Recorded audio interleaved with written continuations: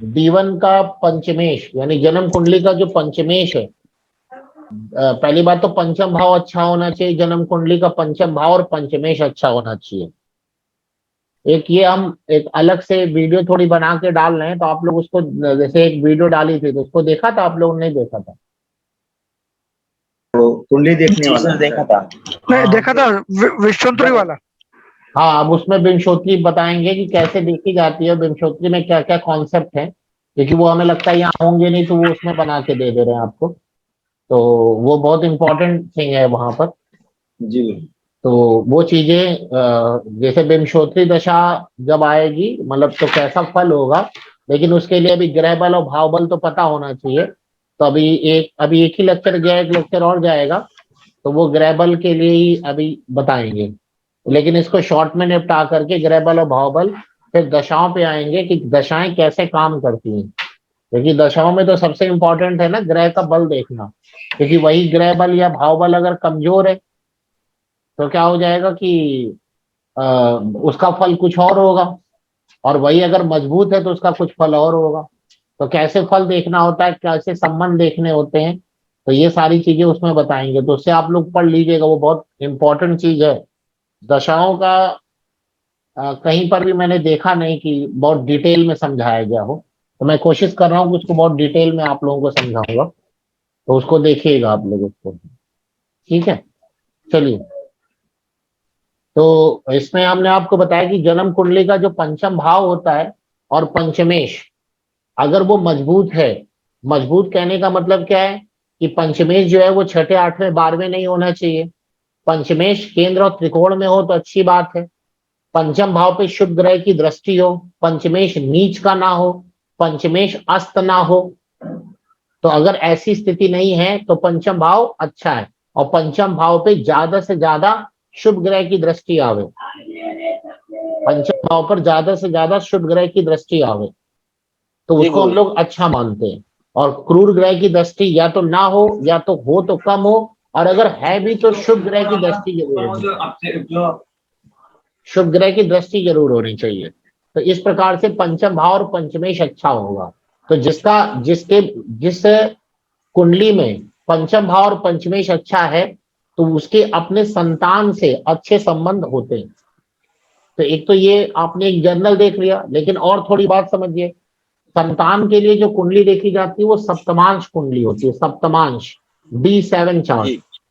तो D7 chart में कैसे देखना है कि जो D1 का पंचमेश है वो D1 का पंचमेश D7 में जिस राशि में बैठा है, उस राशि का स्वामी D1 में कैसा, ये बात समझ में आ गई? जी गुरुजी। हाँ, कि जैसे पंचमेश मान लीजिए, जन्म कुंडली का पंचमेश किसी का चंद्रमा है, और चंद्रमा मान लीजिए बैठे हुए हैं वृषभ राशि में या मिथुन राशि में बैठे हुए हैं सप्तमांश कुंडली में। तो मिथुन राशि में जो बैठे हुए, तो मिथुन राशि का स्वामी बुध, तो बुध यहाँ पर कैसा है, बुध यहाँ पर कैसा है, तो उसके अनुसार आप इसका फलादेश कर सकते हैं। दूसरा मैंने आपको बताया था कि सप्तमांश कुंडली में लग्न और पंचम भाव को देखिए, देखने का तरीका वही है। क्या देखने का तरीका है? कोई भी भाव अच्छा है या बुरा है तो कोई बताया, मैं कैसे पता लगाएंगे? तुमने बहुत बता दिया, कोई भी भाव संधि देख लेंगे। हाँ, भाव संधि भी देख लेंगे।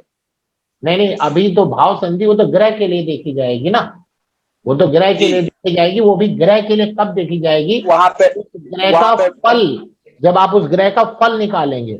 और भाव संधि और भाव मध्य तब देखा जाता है जब विंशोत्तरी दशा आप लगाएं, कि वो विंशोत्तरी दशा जब चल रही है तो वो चलने में हमको कितना फल देगी, उस वक्त आपको भाव मध्य और भाव शून्य देखना चाहिए। तो यहाँ पे गुरुजी देखेंगे वहां पे कैसा ग्रह बैठा है, कैसी दृष्टि है, उसका बल क्या है। हाँ, बल क्या मतलब? हाँ, मतलब नीच के हाँ, 6-8-12 से संबंध ना हो गुरुजी, 6-8-12 संबंध ना हो। पहले सबसे पहले ये देखा जाता है कि जिस भाव का विचार किया जा रहा है उस भाव में जो ग्रह आ रहे हैं वो किस भाव से आ रहे हैं। अगर वो छठे आठवें 12वें से आ रहे हैं तो उस भाव को खराब करेंगे। साथ में वो जो ग्रह आ रहे हैं वो ग्रह किस मतलब कि उनका नैसर्गिक गुण क्या है। नैसर्गिक गुण मतलब वो नैसर्गिक क्या नाम है, शुभ ग्रह है कि नैसर्गिक अशुभ ग्रह है। एक तो ये हो गया। उसके बाद जो भावेश है, भावेश खुद कहाँ चले गए? भावेश केंद्र त्रिकोण में गए हैं कि भावेश जो है छठे आठवें 12वें में चले गए? इसके साथ देखेंगे कि भावेश कहीं नीच के तो नहीं हुए या शत्रु राशि तो नहीं चले गए। एक तो जगह प्लेसमेंट देखेंगे और साथ में ये भी देखेंगे कि वो किस हाउस में गए और किस राशि में गए, किस राशि में गए। अब जैसे कि देखिए एक एग्जांपल देखते हैं हम लोग। मान लिया पंचमेश किसी के शुक्र हैं, पंचमेश किसी के शुक्र हैं, तो शुक्र के हमें जरा बताइए कि शुक्र के शत्रु ग्रह कौन कौन से हैं? शुक्र के शत्रु ग्रह बताइए कौन कौन से, सब लोग जल्दी बताइए। शुक्र के शत्रु ग्रह कौन से हैं? तो याद नहीं रहता, ये तो बड़ी खराब बात है आप लोगों की। ग्रह मित्रता बहुत जरूरी है, याद करना। सूर्य, सूर्य, चंद्रमा, मंगल। मंगल जी। शुक्र के शत्रु ग्रह कौन से हैं? सूर्य चंद्र मंगल। चंद्रमा। सूर्य, चंद्रमा और मंगल। चंद्रमा, अच्छा चलिए ठीक है, यहां ले लिया सूर्य, चंद्रमा और मंगल ले लिया आपने, ठीक है। अब मान लीजिए कि पंचमेश शुक्र हैं, एक की कुंडली में शुक्र गए हैं कर्क राशि में और एक की कुंडली में गए हैं शुक्र मान लीजिए वृश्चिक राशि में। तो बताइए ज्यादा खराब फल कहाँ देंगे? दोनों ही शत्रु राशि है, तो ज्यादा खराब फल कहाँ देंगे? सूर्य की राशि में। सूर्य की राशि में। क्यों भाई? सूर्य अग्नि है जी। अग्नि है, बात तो सही है। फिर अग्नि, बात तो सही है। तो शत्रु ग्रह शुक्र के तो सूर्य और चंद्रमा है, मंगल कहाँ है? मंगल तो सम ग्रह है ना। मंगल होंगे गुरुजी। मंगल मंगल के राशि में गए हैं ना। नहीं नहीं, मंगल तो उनके सम ग्रह है ना। चलिए क्वेश्चन यही है हमारा कि मान लीजिए एक बार शुक्र गए हैं कर्क राशि में और एक बार गए हैं शुक्र सिंह राशि में, तो ज्यादा खराब फल कहाँ देंगे? सिंह राशि का। क्यों? सिंह राशि में। क्यों? सूर्य की राशि है ना। तो उससे क्या हुआ? अब ये पढ़ाया गया है, ये शत्रु है, ये क्या? ये शत्रु है, यही पता है। शत्रु राशि में गए ना। तो दोनों ही तो शत्रु हैं, सूर्य भी शुक्र के लेकिन सूर्य ज्यादा पावरफुल है ना शत्रु है। चंद्रमा खुद भी किसी का दुश्मन ना। आपने कौन सा एक एक लोग बोलिए, एक एक लोग बोलिए। हम ये बोल रहे हैं चंद्रमा कौन सा ग्रह ज्यादा पापी गुरु जी। अनुसार बताया था आपने। गुरु जी, कर्क राशि जो चंद्रमा की वो जल तत्व की राशि है, क्योंकि और सूर्य सूर्य की अग्नि तत्व क्रूर ग्रह है ना। शुक्र की मूल तत्व राशि वायु तत्व है। नहीं, ये आंसर नहीं होगा। और सूर्य क्रूर ग्रह है ना, इस वजह से। हाँ, ये रीजन है। हमने बताया था कि कोई भी ग्रह अगर क्रूर ग्रह की राशि में जाते हैं, शत्रु तो दोनों हो गए, लेकिन क्रूर ग्रह की राशि में जाएंगे तो वहां ज्यादा खराब फल करेंगे, वहां पे ज्यादा खराब फल करेंगे। अब जैसे मंगल के जो शुक्र और शनि है वो सम ग्रह हैं। चलिए ऐसे ले लेते हैं, मंगल के सूर्य, चंद्रमा और बृहस्पति, यहाँ तो हाँ, मंगल के सूर्य, चंद्रमा और बृहस्पति मित्र ग्रह हैं। अब एक बार मंगल जो गए हैं वो धनु राशि में गए हैं और एक बार मंगल किसी कुंडली में आपको सिंह राशि में गए। तब इसमें मुझे बताइए कि मंगल है तो दोनों में मित्र राशि में, लेकिन ज्यादा अच्छा कहाँ फल करेंगे? सूर्य राशि में जी। सूर्य की राशि में ज्यादा अच्छा फल करेंगे। हाँ, दोनों क्रूर ग्रह हो गए ना जी। सिंह में अति शुभ है ना गुरु जी, अति शुभ फलदायी है। बृहस्पति की राशि में अच्छा फल करेंगे ना, क्योंकि वो शुभ ग्रह है। हाँ, शुभ ग्रह धनु राशि में अच्छा रहेगा गुरु जी। शुभ ग्रह की राशि में आए हुए कोई भी ग्रह इतने बुरे नहीं हो पाते ना। नैसर्गिक स्वभाव देखना पड़ेगा जी, नैसर्गिक स्वभाव उनका, यानी कि स्वभाव उनका नैसर्गिक कैसा है। स्वभाव वो तो जरूरी चीज है ना, वो तुमने एक जी। बार और भी बताया था आपको। जी, एक बार तो हमने और भी बताया था ना कि अगर कोई भी ग्रह अगर क्रूर ग्रह की राशि में जाते हैं तो वहां पर उन्हें थोड़ा सा कष्ट रहता है। वहां थोड़ा आपने वहां नैसर्गिक तो ले लिया, दोनों अग्नि अग्नि है, अग्नि अग्नि तो जलाएगी तो, लेकिन वहां मंगल जाके सिंह राशि में इतना अपने आप को कंफर्ट महसूस नहीं कर पाएंगे जितना गुरु की राशि में वो कंफर्ट महसूस करेंगे। ठीक है ना, ये चीज यहाँ पे इंपॉर्टेंट हो जाती है। तो ये भी आपको यहाँ पे देखना होगा कि जो पंचमेश है वो किस राशि में जा रहे हैं। राशि के स्वामी की नैसर्गिक लक्षण क्या है, नैसर्गिक शुभ है कि नैसर्गिक अशुभ है, ये आप देखेंगे। तो ऐसे आप पता लगाएंगे कि कोई चीज मतलब कैसे उनका फल होगा। फिर मैंने बताया था कि इसके अलावा जो कारक ग्रह है, संतान के कारक ग्रह कौन है? गुरु गुरु है। तो गुरु की स्थिति भी देखनी है।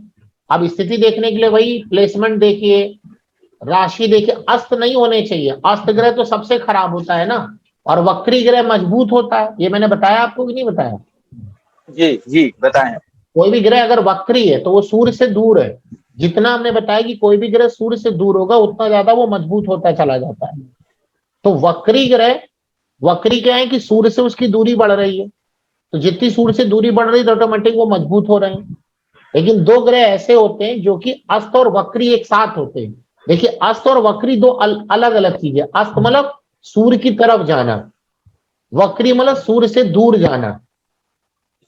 लेकिन दो ग्रह ऐसे हैं जो वक्री के साथ अस्त भी हो सकते हैं। कौन कौन से ग्रह हैं वो? बुध और शुक्र गुरुजी। बुध और शुक्र, क्योंकि वो सूर्य के बहुत पास होते हैं। तो आप लगभग कुंडली में देखेंगे कि बुध और शुक्र वक्री होके अस्त भी हो सकते हैं। तो लेकिन अस्त हो गए तो बेकारी हो गए। अस्त ग्रह अच्छा नहीं होता ना, कि अच्छा होता है? अच्छा नहीं होता कोई, हाँ, अपना फल नहीं दे पाते हैं, अच्छा नहीं होगा। वो जल चुके हैं ना, जल चुके हैं, वो कहां से जी। फल देंगे? भाई देखिए, हर ग्रह की अपनी रश्मियां होती हैं। जैसे मान लीजिए आपने घर में अभी रात है तो आपने क्या लगा रखा है? लाइट लगा रखी है, ट्यूबलाइट लगा रखी है, तो आपको उसकी रोशनी प्रॉपर मिल रही है। तो आपको जो अभी रोशनी मिल रही है तो वो घर के अंदर जो आपने लाइट लगाई उसकी मिल रही है। अब मान लीजिए यही दिन होता और आपके घर में प्रॉपर सनलाइट आती, तो आप ये लाइट रात दिन में भी आप यही लाइट जलाए रहे थे, तो आपको ज्यादा लाइट किसकी मिलती? सनलाइट मिलती कि इसकी जो अभी ये जो लाइट जलाए उसकी मिलती? सनलाइट, Sunlight क्योंकि उसकी प्रकाश सबसे अधिक है। सनलाइट आने से जो अभी आपके ऊपर लाइट आ रही है उसका महत्व खत्म हो गया। बिल्कुल सेम ग्रहों का भी इफेक्ट होता है कि मान लीजिए कोई ग्रह है वो आपको अपनी रश्मियां दे रहा है और वो सूर्य के साथ आके वो जल गए, तो अब वो रश्मियां जो आपको देगा उसका आपके ऊपर कोई महत्व नहीं होगा। आपके ऊपर इसका कोई महत्व नहीं होगा। क्यों नहीं होगा, समझ में आ गया? इसीलिए अस्तग्रह अच्छे नहीं माने जाते। और अस्तग्रह की दशा अंतरदशा कष्टकारी होती है, या कष्टकारी। अब वो कष्टकारी कितनी होगी ये देख लीजिए, किस भाव के स्वामी है, कौन कहां पे बैठे हैं, ये सब चीजें। लेकिन मान लीजिए कि अच्छी जगह बैठे हैं, अच्छे भाव के स्वामी है अस्त ग्रह, अच्छी जगह बैठे अच्छे भाव के स्वामी है लेकिन अस्त हैं, तो वो आपको कष्ट तो नहीं देंगे लेकिन आपके बनते हुए काम को बना नहीं पाएंगे। बात समझ में आ गई नहीं आ गई? आपके बनते हुए काम को बना नहीं पाएंगे। जैसे आपके पास कोई व्यक्ति आया और उसने क्वेश्चन पूछा कि हमारा ये काम होगा या नहीं होगा। अब आपने देखा कि उसके ऊपर जो दशा चल रही है, अंतरदशा महादशा दोनों कंबाइन करके बताना है।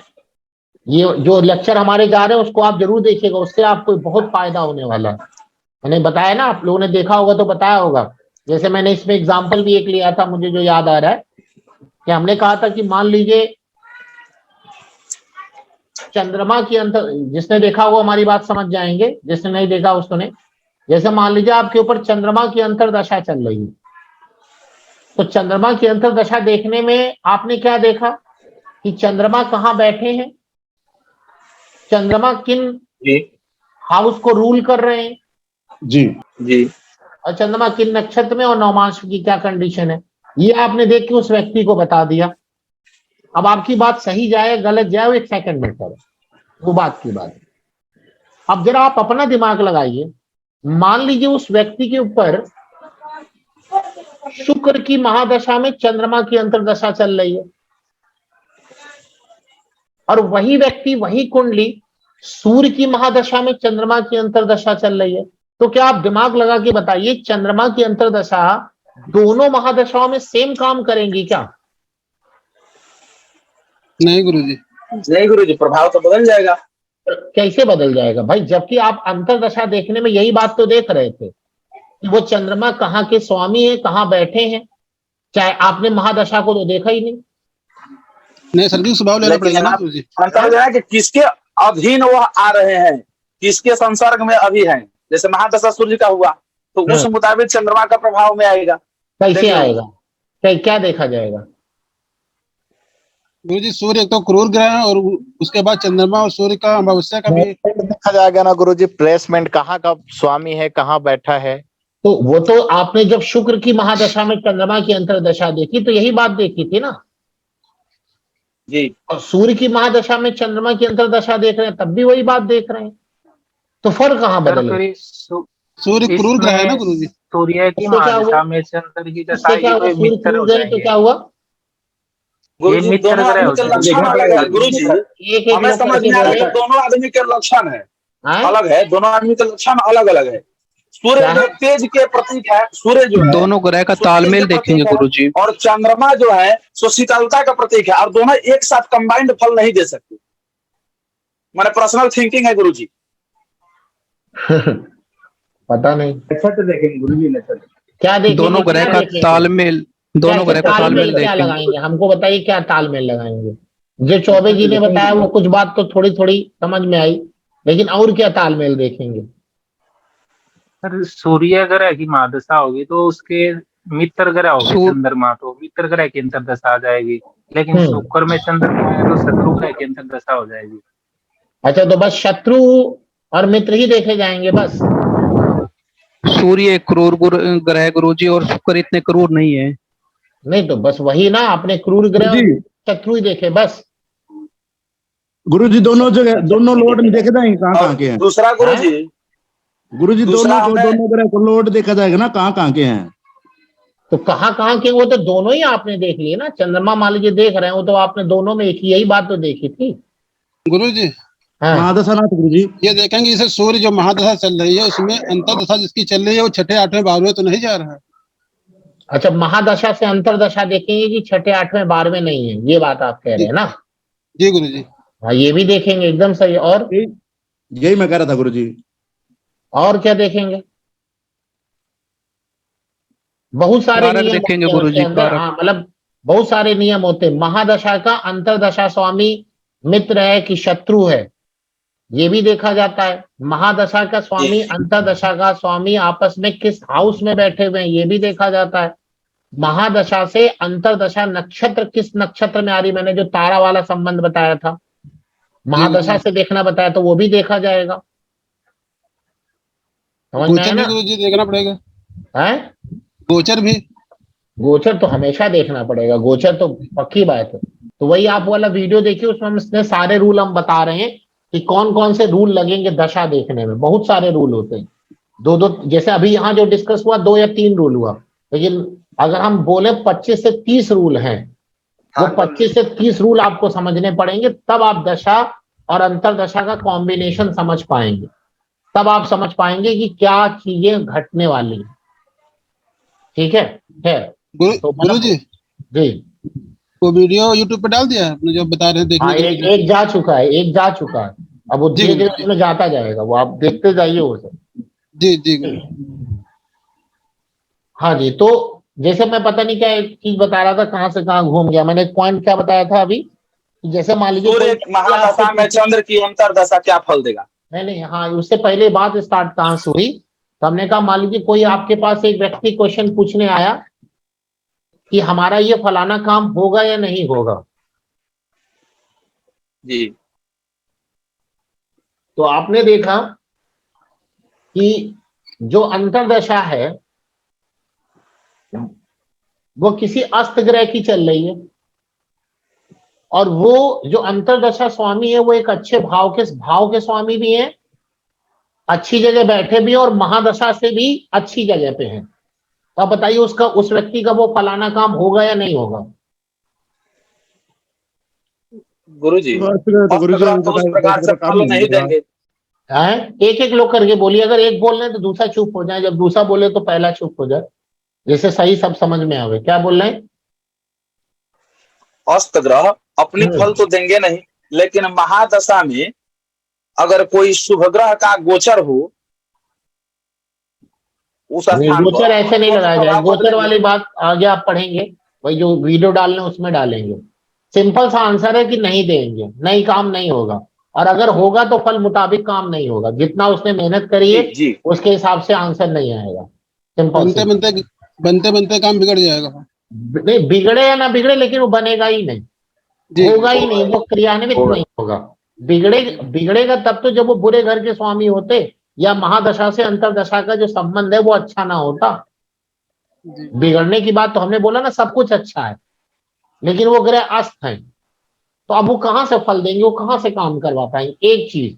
दूसरा एक बहुत इंपॉर्टेंट रूल बता रहे हैं, दिमाग खोल के सुन लीजिए, ये आप लोगों को अक्सर ही आता है। देखिए, जिस ग्रह की दशा और अंतरदशा चलती है, वह अगर आपस में संबंध बना रही है, एक दूसरे को देख रहे हैं, जो भी हो रहे हैं, तो उसके हिसाब से फल अलग हो जाते हैं। लेकिन अभी ये पॉइंट नहीं बता रहे हैं, अभी दूसरा पॉइंट बता रहे हैं। जिस ग्रह की अंतरदशा चल रही है, वह अंतरदशा जिन जिन भावों को देखेगी या जिन जिन भावों से संबंध बनाएगी, वह भाव के काम तो होंगे या नहीं होंगे, वो आपको अंतरदशा स्वामी बताएगा कि वो मजबूत है कि क्या है। लेकिन अब मान लीजिए कोई व्यक्ति आपके पास आया और वो पूछता है कि हमारा इस वक्त जॉब कैसी चलेगी। भाई नॉर्मल 30 से 60 में तो आदमी जॉब के बारे में ज्यादा पूछेगा, और आपने देखा कि जो अंतरदशा स्वामी है या महादशा स्वामी है, उसका किसी भी प्रकार से कोई भी संबंध 10वें भाव या भावेश से या उसके कारक से नहीं हो रहा है। भाव, भावेश, भाव, कारक, कोई संबंध नहीं हो रहा है।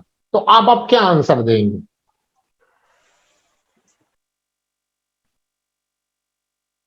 ना महादशा का संबंध हो रहा है, ना अंतरदशा का संबंध हो रहा है। दसम भाव, भावेश, भाव, कारक, तीनों से संबंध नहीं हो रहा है। तो आप आंसर क्या करेंगे उसका? जैसे नहीं होगा गुरु जी, वैसे चलेगी सर, पहले जैसी चल रही है वैसे चल रहा है, जैसा चल रहा है वैसा चलेगा। ऐसा थोड़ी ना होता।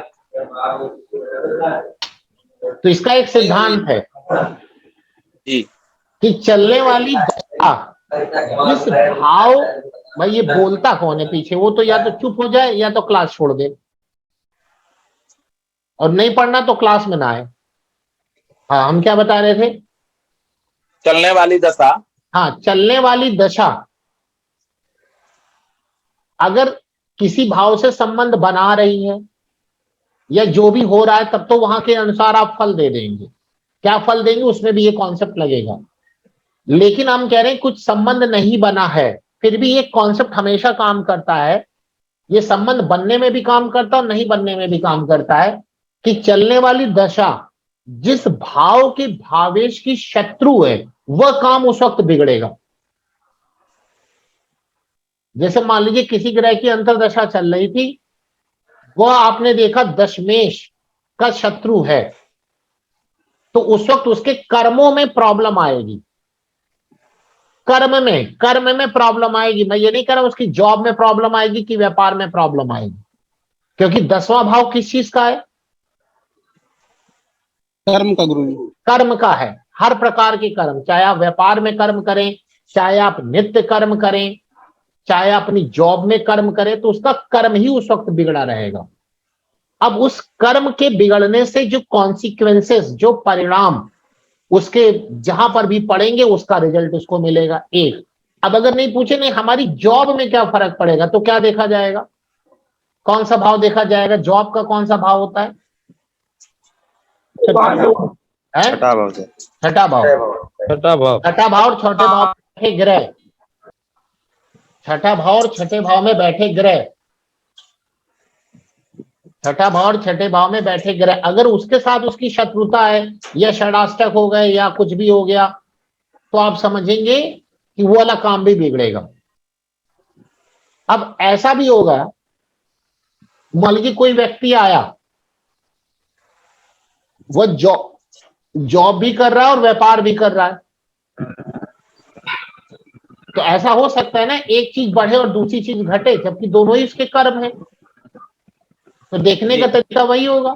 अगर वो षष्ठ भाव या षष्ठेश में जो होगा, अगर उसे शत्रुता या किसी प्रकार का गलत संबंध आ रहा है, षडाष्टक हो रहे हैं, तो ऑब्वियस है कि वो चीज खराब होगी और दूसरे से अगर अच्छे संबंध हो रहे हैं तो वो चीज बढ़ जाएगी। भाई ऐसा थोड़ी ना होगा, मान लीजिए कोई व्यक्ति आया, उसकी जॉब अच्छी चल रही लेकिन व्यापार अच्छा नहीं चल रहा। अब आप देखेंगे यार ये दोनों चीजें तो एक ही कैसे हैं, क्योंकि आप दोनों को 10वें भाव से देख रहे थे। 10वां भाव आपका कर्म है। कौन सा कर्म? जहां आप जॉब में कर्म करते हैं वो भी, जो व्यापार में कर्म करते हैं वो भी। लेकिन अगर केवल व्यापार देखना है तो सप्तम या सप्तमेश या वहां बैठे ग्रह। केवल जॉब देखनी है तो षष्ठम भाव षष्ठेश, और टोटल कर्म देखना है तो 10वां भाव। अब देखिए कुछ लोग ऐसे आएंगे आपके पास कि आप देखेंगे कि उनका 10वें से चलने वाली दशा की स्थिति खराब है, लेकिन वो मान लीजिए व्यक्ति जॉब कर रहा है और छठे भाव और षष्ठे से उसका संबंध अच्छा है, तो आप कहेंगे भैया अपना आप काम नहीं कर रहे हो लेकिन फिर भी आपकी नौकरी बढ़िया चल रही। कहेगा हाँ बहुत मजे कर रहे हैं। अब ये पता नहीं कौन है भाई, कौन है ये? पता नहीं कौन घर गृहस्थी यार ज्योतिष में लेके बैठ जाता है। ज्योतिष में घर गृहस्थी में लिया करिए भाई। सब लोग गुरुजी अपनी जिम्मेदारी नहीं निभाते हैं। अब निभाए, अब बताइए फिर हमको निभानी पड़ेगी तो गलत हो जाएगा ना फिर तो। उनसे कम इतना ध्यान देना चाहिए। अब वही कहेंगे कि गुरुजी हम जुड़ नहीं पा रहे हैं, बार बार हाँ कहेंगे कि हम जुड़ नहीं पा रहे हैं गुरुजी, क्या हो गया है? हाँ तो न जुड़े ना। जैसे देखिए गैलेक्सी J2 पता नहीं कौन है, इनको रिमूव कर दिया गया। यही थे गए गए जी। अभी देखिए पता नहीं कौन, अभी अब कोई नहीं है ना। अरे जब आप पढ़ रहे हैं तो आप दिमाग लगा के पढ़िए। हाँ जी, तो आप देखेंगे कर्म से अगर उसका संबंध खराब है तो क्या हुआ, व्यक्ति कर्म कुछ नहीं कर रहा है लेकिन फिर भी जॉब बढ़िया चल रही। इसका उल्टा कर लीजिए, इसका उल्टा कर लीजिए। क्या उल्टा कर लीजिए कि जॉब चल रहा है, व्यापार गड़बड़ हो गया, कर्म वो खूब कर रहा है फिर भी जॉब बढ़िया नहीं हो पा रही है, तो आप चलने वाली दशा का जरा छठे भाव से संबंध देखेंगे, खराब हो रहा होगा। लेकिन 10वें भाव से संबंध अच्छा हो रहा होगा, तो कर्म तो खूब कर रहा है लेकिन कह रहा है मजा नहीं आ रही, मतलब जितना हम कर्म कर रहे हैं हमको उतना मिल नहीं रहा। तो अब समझ में आ गई ना कहानी क्या कैसे कैसे घूमनी है जी। ठीक है, इस प्रकार से आपको देखना होगा। तो खैर हम पॉइंट पर आते हैं। तो हम ये कह रहे थे कि जो कारक ग्रह यहाँ पर है, संतान के कारक गुरु है। अगर गुरु की भी स्थिति खराब है, अब खराब कैसे ही बहुत बता चुके हैं या आप खुद देखिए, तो भी वहां पे संतान से संबंधित समस्या आपको देखने को मिलेगी। कारक ग्रह आपको सबसे सही जानकारी देंगे, कारक ग्रह सबसे सही जानकारी देंगे आपको। दूसरा, D1 का पंचमेश का नवमांश पति D1 में कैसा है, ये समझ में आई बात? D1, अब थोड़ा टेक्निकल टर्म आप समझिए, खुद ही एनालिसिस करिए। D1 का पंचमेश का नवमांश पति D1 में कैसा है, इस लाइन का क्या मतलब हमको बताइए।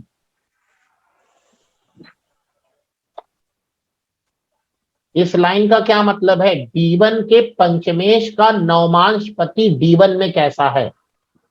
D1 मतलब जानते ही हैं आप, जन्म कुंडली। जी जी जी, बताइए इसका मतलब। गुरुजी जो पंचमेश है D1 में, हाँ, जो वो जिस भाव में बैठा है उसका स्वामी कैसा है? नहीं गलत बता रहे हैं ना, फिर से सुनिए। D1 का पंचमेश का नवमांश पति D1 में कैसा है, पंचमेश क्या मतलब हुआ? गुरुजी जो D1 जैसे नवमास में जिस राशि में बैठा है उसका गुरुजी उसका स्वामी। नहीं आपकी आवाज नहीं आई, क्या बोला आपने? गुरुजी मैं कह रहा हूँ D1 में जैसे सूर्य ग्रह जिस राशि में बैठे हैं, D1 के पंचमेश D1 के पंचमेश क्या ये बीच में बोल रहे हैं गुरुजी, बीच में ना बोले। हाँ हम बताएं भाई, जो बता रहे तो बताएं। गुरुजी जैसे D1 में जो पंचमेश होगा, हाँ, और नवमांश में जिस भाव में बैठा होगा, कि कहाँ बैठा होगा?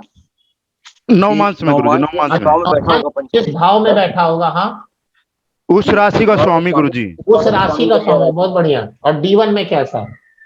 जी गुरु जी, मान जी लीजिए गुरु जी। पंचमेश किसी का शुक्र है, जन्म कुंडली में पंचमेश किसी का शुक्र है और वह नौमांश कुंडली में मान लीजिए वो मिथुन राशि में बैठे हैं, तो मिथुन राशि का स्वामी बुध हुआ, तो वो बुध जन्म कुंडली में कैसे हैं ये भी गवर्न करेंगे, ये भी बताएंगे कि उसका संतान से संबंध कैसा रहेगा। ठीक है, तो ये जितने मैंने योग लिखवाए, ये योग जितने खराब होंगे उतना ही उस व्यक्ति का संबंध खराब होगा, और जितने योग अच्छे होंगे उस व्यक्ति का संबंध उतना अपनी संतान से अच्छा होगा। अब पंचम भाव में जो बैठे ग्रह है ना, आप देखते ही कुछ बातें आप बता सकते हैं। अगर पंचम भाव में कोई भी अशुभ ग्रह बैठता है, शनि भले उच्च का होकर बैठे, शनि मंगल ये सब अगर बैठ गए, भले वो उच्च होके बैठे चाहे जैसे बैठे, तो वह व्यक्ति अपनी संतान से थोड़ा क्रूरता से बोलेगा। अंदर से वो गलत नहीं होगा, लेकिन उसकी जो मतलब उसमें थोड़ा सा कर्कशता आएगी, कर्कशता आएगी। और अगर उसी का उल्टा कर लीजिए, उसी का उल्टा कर लीजिए कि अगर वहां पे शुभ ग्रह बैठे हैं और अच्छे होकर बैठे हैं, नीच उच के नहीं होने चाहिए, शुक्र बैठे हैं, बृहस्पति बैठे हैं, बृहस्पति वैसे पंचम भाव में तो गड़बड़ी करते हैं, तो वहां पर आप देखेंगे कि वह व्यक्ति अपनी संतान से चाहे वो जैसा भी हो, लेकिन संतान से बोलेगा तो उसके संबंध मतलब अच्छी तरह से वो बोलेगा, उसमें क्रूरता नहीं रहेगी, उसमें क्रूरता नहीं रहेगी। ये बात समझ में आई नहीं आई? जी गुरु जी। अब जैसे मान लीजिए किसी का जन्म कुंडली में पंचम भाव में शुक्र बैठे अच्छे होकर के, तो जब भी वो अपनी संतान से बात करेगा ना, बड़ी सोफिस्टिकेटेड बात करेगा, बहुत प्यार से बात करेगा, वो बात वैसा करेगा। अब संतान कैसा बात करेगी वो आगे बताएंगे, लेकिन वो जो अपनी संतान से बात करेगा वो बड़ी सोफिस्टिकेटेड बात करेगा। अस्त भी होंगे तब भी नहीं, अस्त उस्त में तो गड़बड़ है, अस्त में तो बहुत ज्यादा फर्क नहीं मिलेगा ना। अब मान लीजिए वहां शनि बैठे हुए हैं, जब भी वो बात करेगा थोड़ा सा अकड़ करके बात करेगा,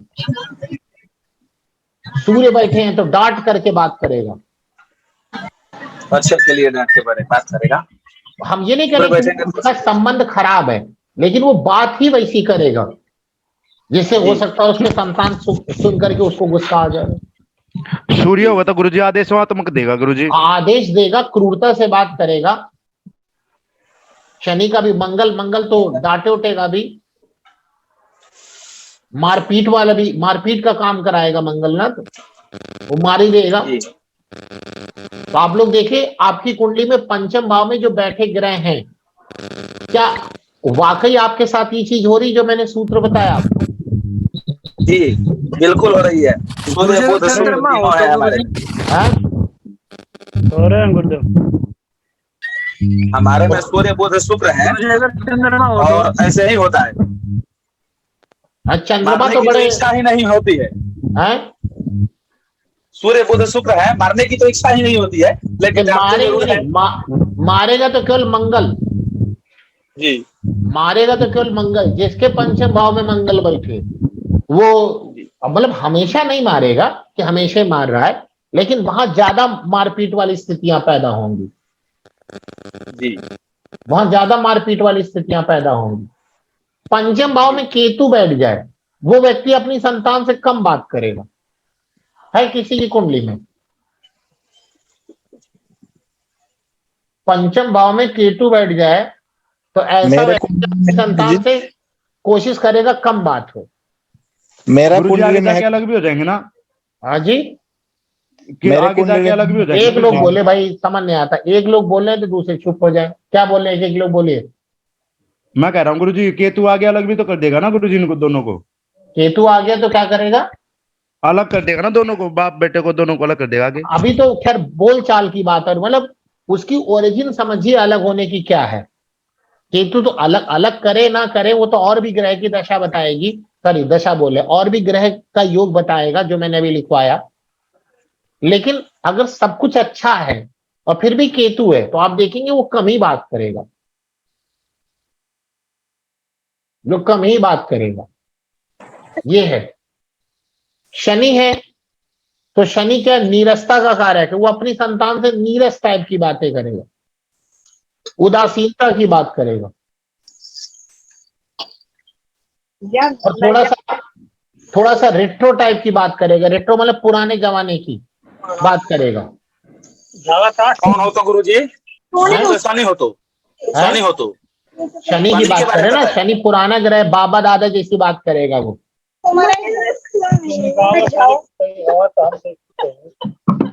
बाबा दादा जैसी बात माइक करेगा। बंद कर लो यार, माइक बंद कर लो अपना अपना। हम उस टाइम पानी पी रहे थे तो मेरे मुंह से ब्लास्ट हुआ। अरे पानी घर जाके पी लो यार। क्या हो गया भाई? कौन है ये कौन है? ऋतुराज शुक्ला जिनका नाम आ रहा है। क्या आप क्वेश्चन पूछ रहे हैं कि क्या हो रहा है? पता नहीं। बाजार में खड़े हैं गुरुजी लग रहा है। हाँ जी, तो समझ में आया। अब देखिए चंद्रमा बड़ा कोमल ग्रह है। चंद्रमा जिस भाव में बैठता है ना, आदमी उसके प्रति इमोशनल बहुत होता है। चंद्रमा एक कोमल ग्रह है और चंद्रमा चूंकि मन का कारक है, चंद्रमा मन से हो जाता, तो वो आदमी ना मन से उससे बड़ा इमोशनल रहेगा। जिस भाव में भी बैठ जाए उस भाव के रिश्तेदारों से उसका बड़ा इमोशन रहेगा। चंद्रमा लग्न में बैठ जाए, बताइए वो किसके साथ बड़ा इमोशन होगा? अपने ही साथ। वो बड़ा अपने भाव आप से होगा क्योंकि लग्न तो उसका शरीर हो गया ना। बात बात पर रोएगा गुरुजी। बात बात पे नहीं, वो तो चंद्रमा चतुर्थ भाव वाला ज्यादा ऐसा काम करता है। लेकिन लग्न में चंद्रमा तब भी आप देखिएगा भावुकता ज्यादा होगी, भावुकता ज्यादा होगी। शांत रहेगा हमेशा, शांत रहे न रहे लेकिन भावुक होगा। मतलब आंख से कब आंसू आ जाए पता नहीं चलेगा, पता चले आपने कोई बात करी तो रोने लगे। तो ये लग्न में चंद्रमा की स्थिति है। दूसरे भाव में चंद्रमा है तो बताइए दूसरा भाव किस चीज का हो गया?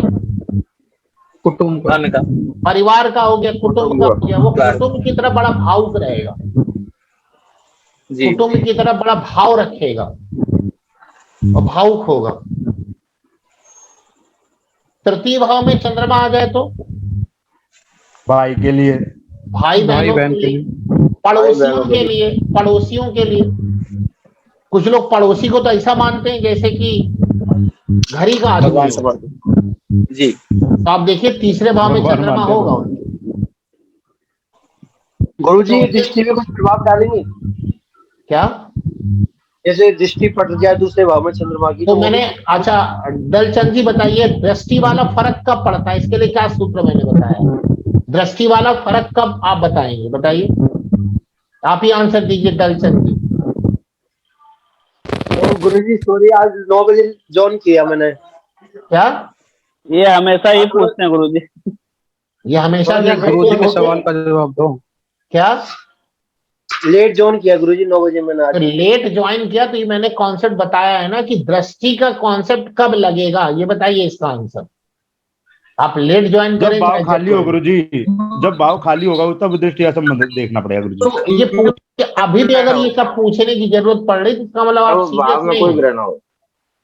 जी गुरुजी। भाई ये मैंने कम से कम नहीं तो 10वीं बार क्लास में बोला है कि दृष्टि तब पूरा इफेक्ट डालती है जिसमें कोई, जिस भाव में कोई ग्रह ना हो। ये मैंने कई सारे एग्जांपल अलग अलग दे दे करके बात करी है।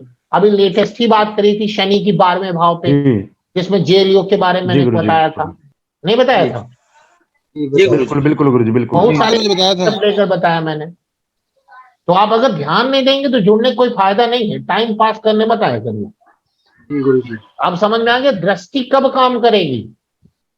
जब प्लैनेट ना बैठा हो, ग्रह ना हो उस भाव में। हाँ, उस अब मान लीजिए किसी के तीसरे भाव में कोई ग्रह नहीं है और 9वें भाव में चंद्रमा बैठे हैं तो देखेंगे तो वहां भी अब दृष्टि काम करेगी।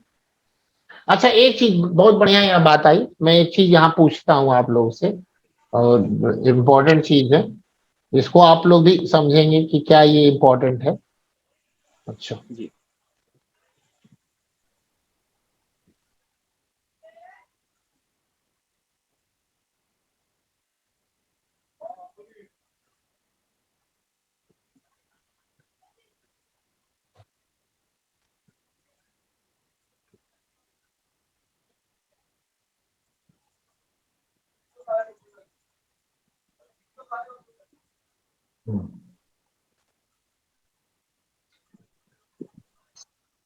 देखिए, ये दिख रही होगी, स्क्रीन दिख रही होगी आप लोगों को। जी गुरुजी। जी गुरुजी देख रहे हैं।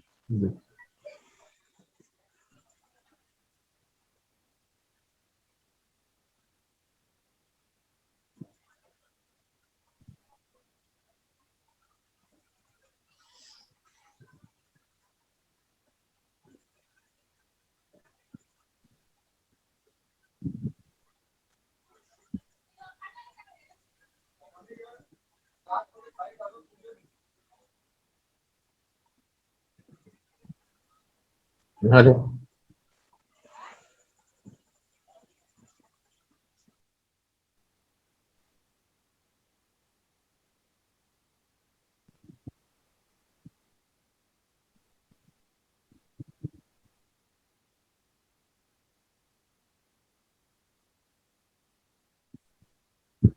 ठीक, अब देखिए यहाँ पर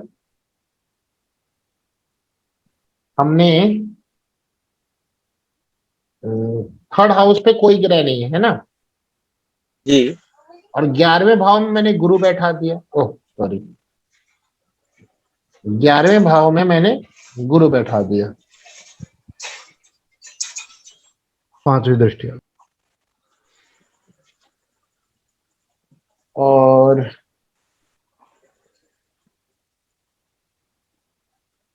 लग्न में मैंने शनि बैठा दिया।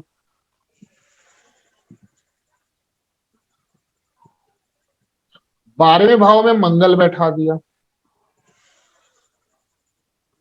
और चंद्रमा हमने नवम भाव में बैठा दिया। अब बताइए तीसरे भाव में किसकी दृष्टि जा रही है? गुरुजी पहले ये डिग्री वाइज देखना पड़ेगा ना गुरुजी, जिसकी प्लेसमेंट अच्छी बैठी जा रहे हैं क्या गुरु की मंगल की भी जा रही है और चंद्रमा की भी जा रही एक है। लोग बोलिए, क्या बोल रहे हैं? सभी ग्रहों जा रहे हैं मंगल और चंद्रमा तीनों की जा रही है। सभी की दृष्टि जा रही है। गुरुजी चारों ग्रह की जा रही है। क्या एक लोग बोल रहे तब दूसरे लोग बात करें? क्या बोल रहे हैं? एक ने बोला सभी ग्रह की जा रही है, दूसरा व्यक्ति क्या बोल रहा है? जिसकी प्लेसमेंट अच्छी होगी गुरुजी उसकी अच्छी प्रभाव दिखाई देगा गुरुजी उसका। नहीं, ऐसा तो कोई नियम नहीं है, दृष्टि होती है, नियम कोई नहीं है ऐसा। गुरुजी सप्तम भाव में बिल्कुल सामने, उसी का प्रभाव सबसे ज्यादा रहेगा। सबकी जा रही है। क्यों? 7वीं दृष्टि सर, 7वीं दृष्टि सबसे अच्छी है तो वही मान लेकिन लीजिए। 7वीं दृष्टि सबसे प्रधान माना जाता है। हाँ जी, अब देखिए शनि की यहाँ तीसरी दृष्टि है, मंगल की यहाँ चौथी दृष्टि है, गुरु की यहाँ 5वीं दृष्टि है, किसी का साउंड खराब है बंद करिए, और चंद्रमा की 7वीं दृष्टि है। तो कॉन्सेप्ट ये है कि सभी ग्रहों की पूर्ण दृष्टि, मुख्य दृष्टि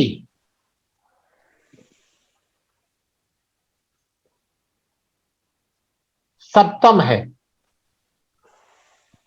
पराशर जी ने कुछ ग्रहों को सप्तम दृष्टि के अलावा कुछ और दृष्टियां दी हैं, जैसे गुरु को दी है 5वीं और 9वीं दृष्टि, सप्तम सबकी। मंगल को दी है 4थी और 8वीं दृष्टि, और शनि को दी है 3री और 10वीं दृष्टि। ये पराशर जी के द्वारा दी गई दृष्टि है, पराशर जी के द्वारा दी गई एडिशनल दृष्टि है, एडिशनल। समझ में आ गया? लेकिन इन दृष्टियों का फर्क इतना नहीं पड़ता जितना 7वीं दृष्टि का फर्क पड़ेगा। इन दृष्टियों का फर्क इतना नहीं पड़ता है जितनी सातवीं का।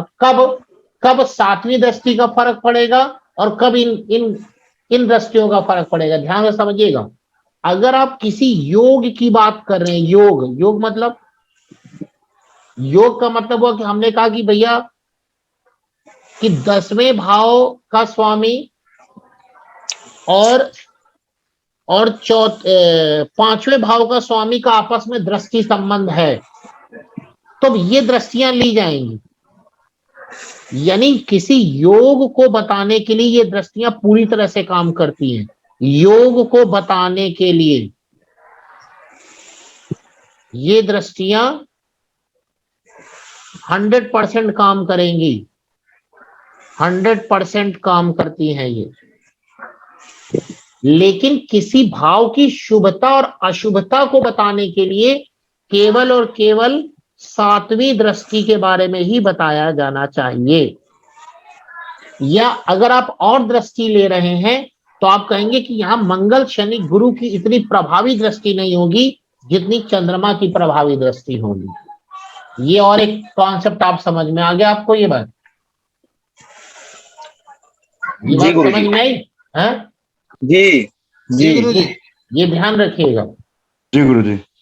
कि जब योग की बात आएगी तो योग हम किसी भी दृष्टि से लेकर के घटना घटवाएंगे, लेकिन जब बात आएगी कि उस भाव में इसकी किस ग्रह की अच्छी दृष्टि है, शुभ दृष्टि है, तो उस केस में हम लोग क्या करेंगे? उस केस में हम सातवीं दृष्टि को ही पूर्ण फल कहते हैं।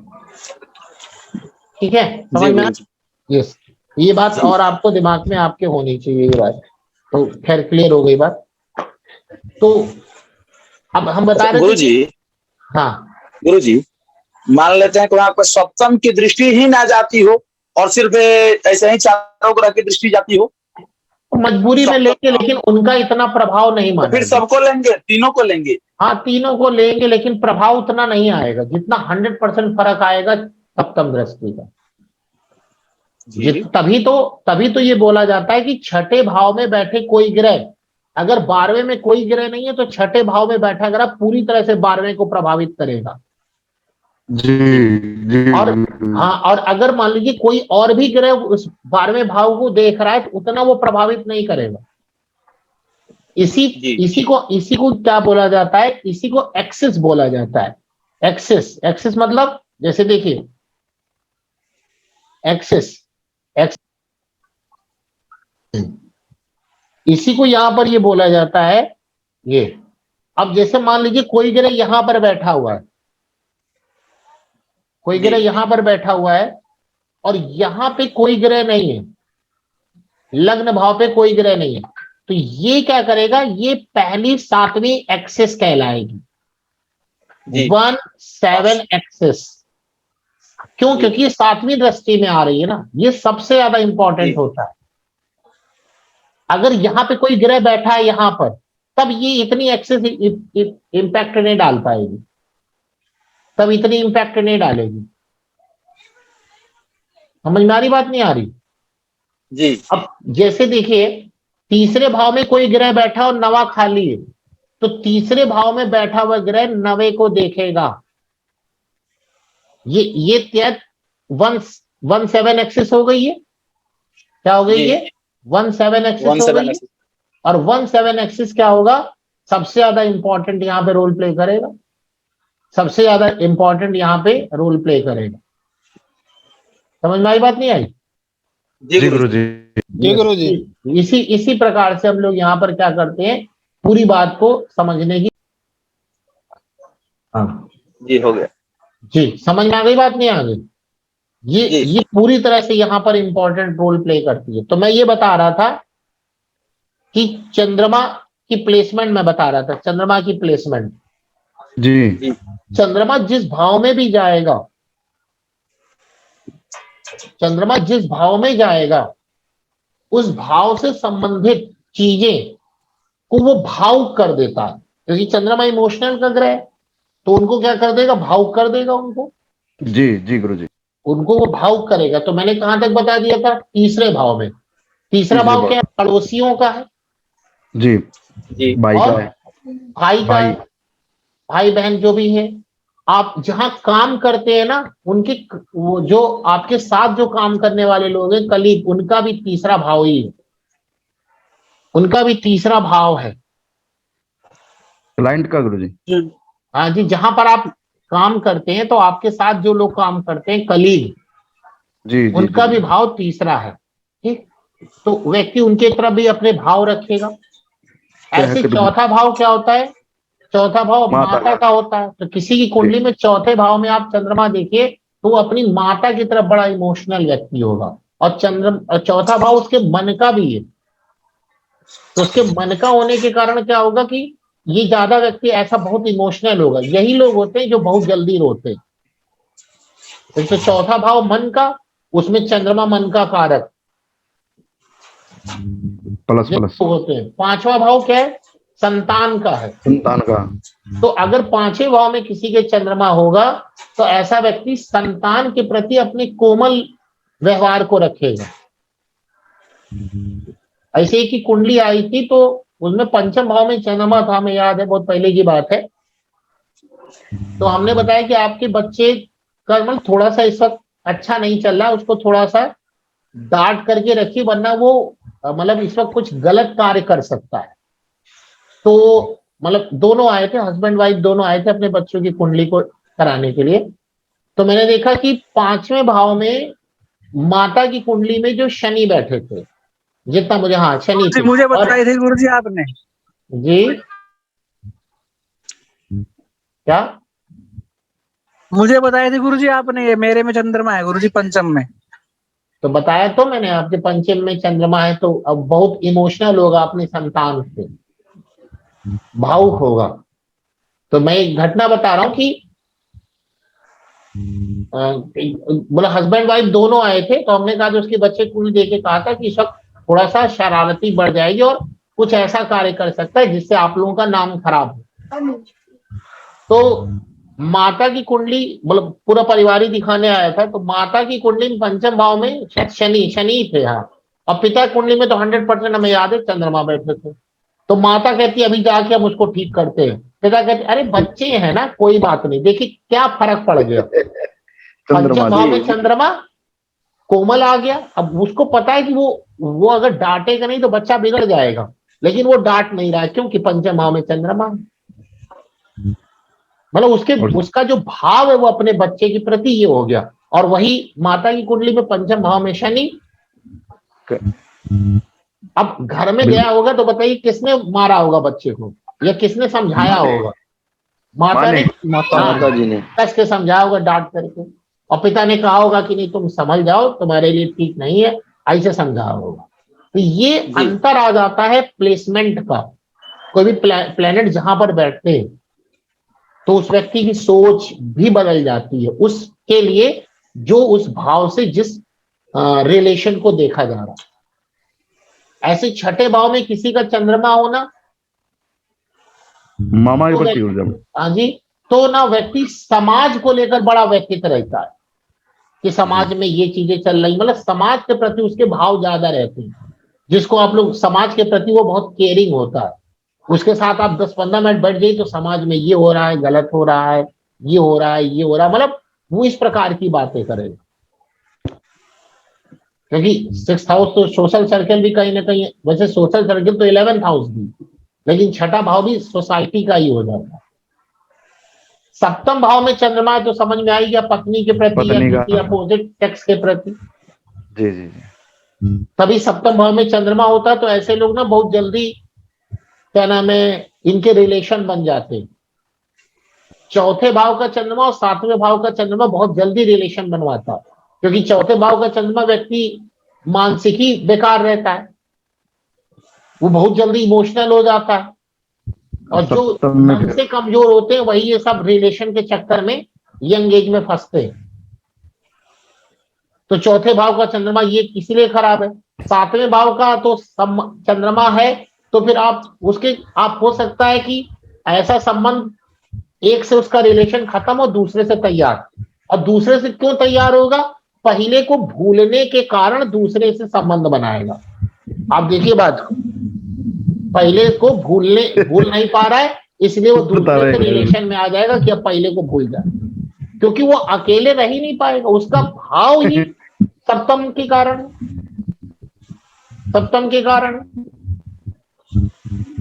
ठीक है, अष्टम भाव में चंद्रमा है, ये तो सबसे खतरनाक स्थिति है। अष्टम भाव का चंद्रमा, आदमी इधर जितने भी आप देखते ना कि उनको दिन में भी कोई दिखाई देता हो, बैठते तो उनको पीछे भी कोई एहसास होता हो, समझ लीजिएगा 8वें भाव का चंद्रमा है। 8वें भाव प्रेत का बाधा है। चंद्रमा है, प्रेत बाधा, प्रेत बाधा है। बाधा उन्हीं के ऊपर आएंगे। 8वें भाव का चंद्रमा है, अगर आपने देख लिया तो आप बोल दीजिए कि आप ये उपाय करा लीजिए, वो उसी वक्त करा लेंगे है, उनको ये सब चीजें तुरंत होंगी। तो ये जितने आजकल के फ्रॉडियन लोग बैठे हुए हैं ना मार्केट में, वो ढूंढा करते हैं कि 8वें भाव वाला चंद्रमा आ जाए उनके यहाँ। 8वें वाला भाव वाला कुछ भी बताएंगे उनके ऊपर वो घटना घटेगी।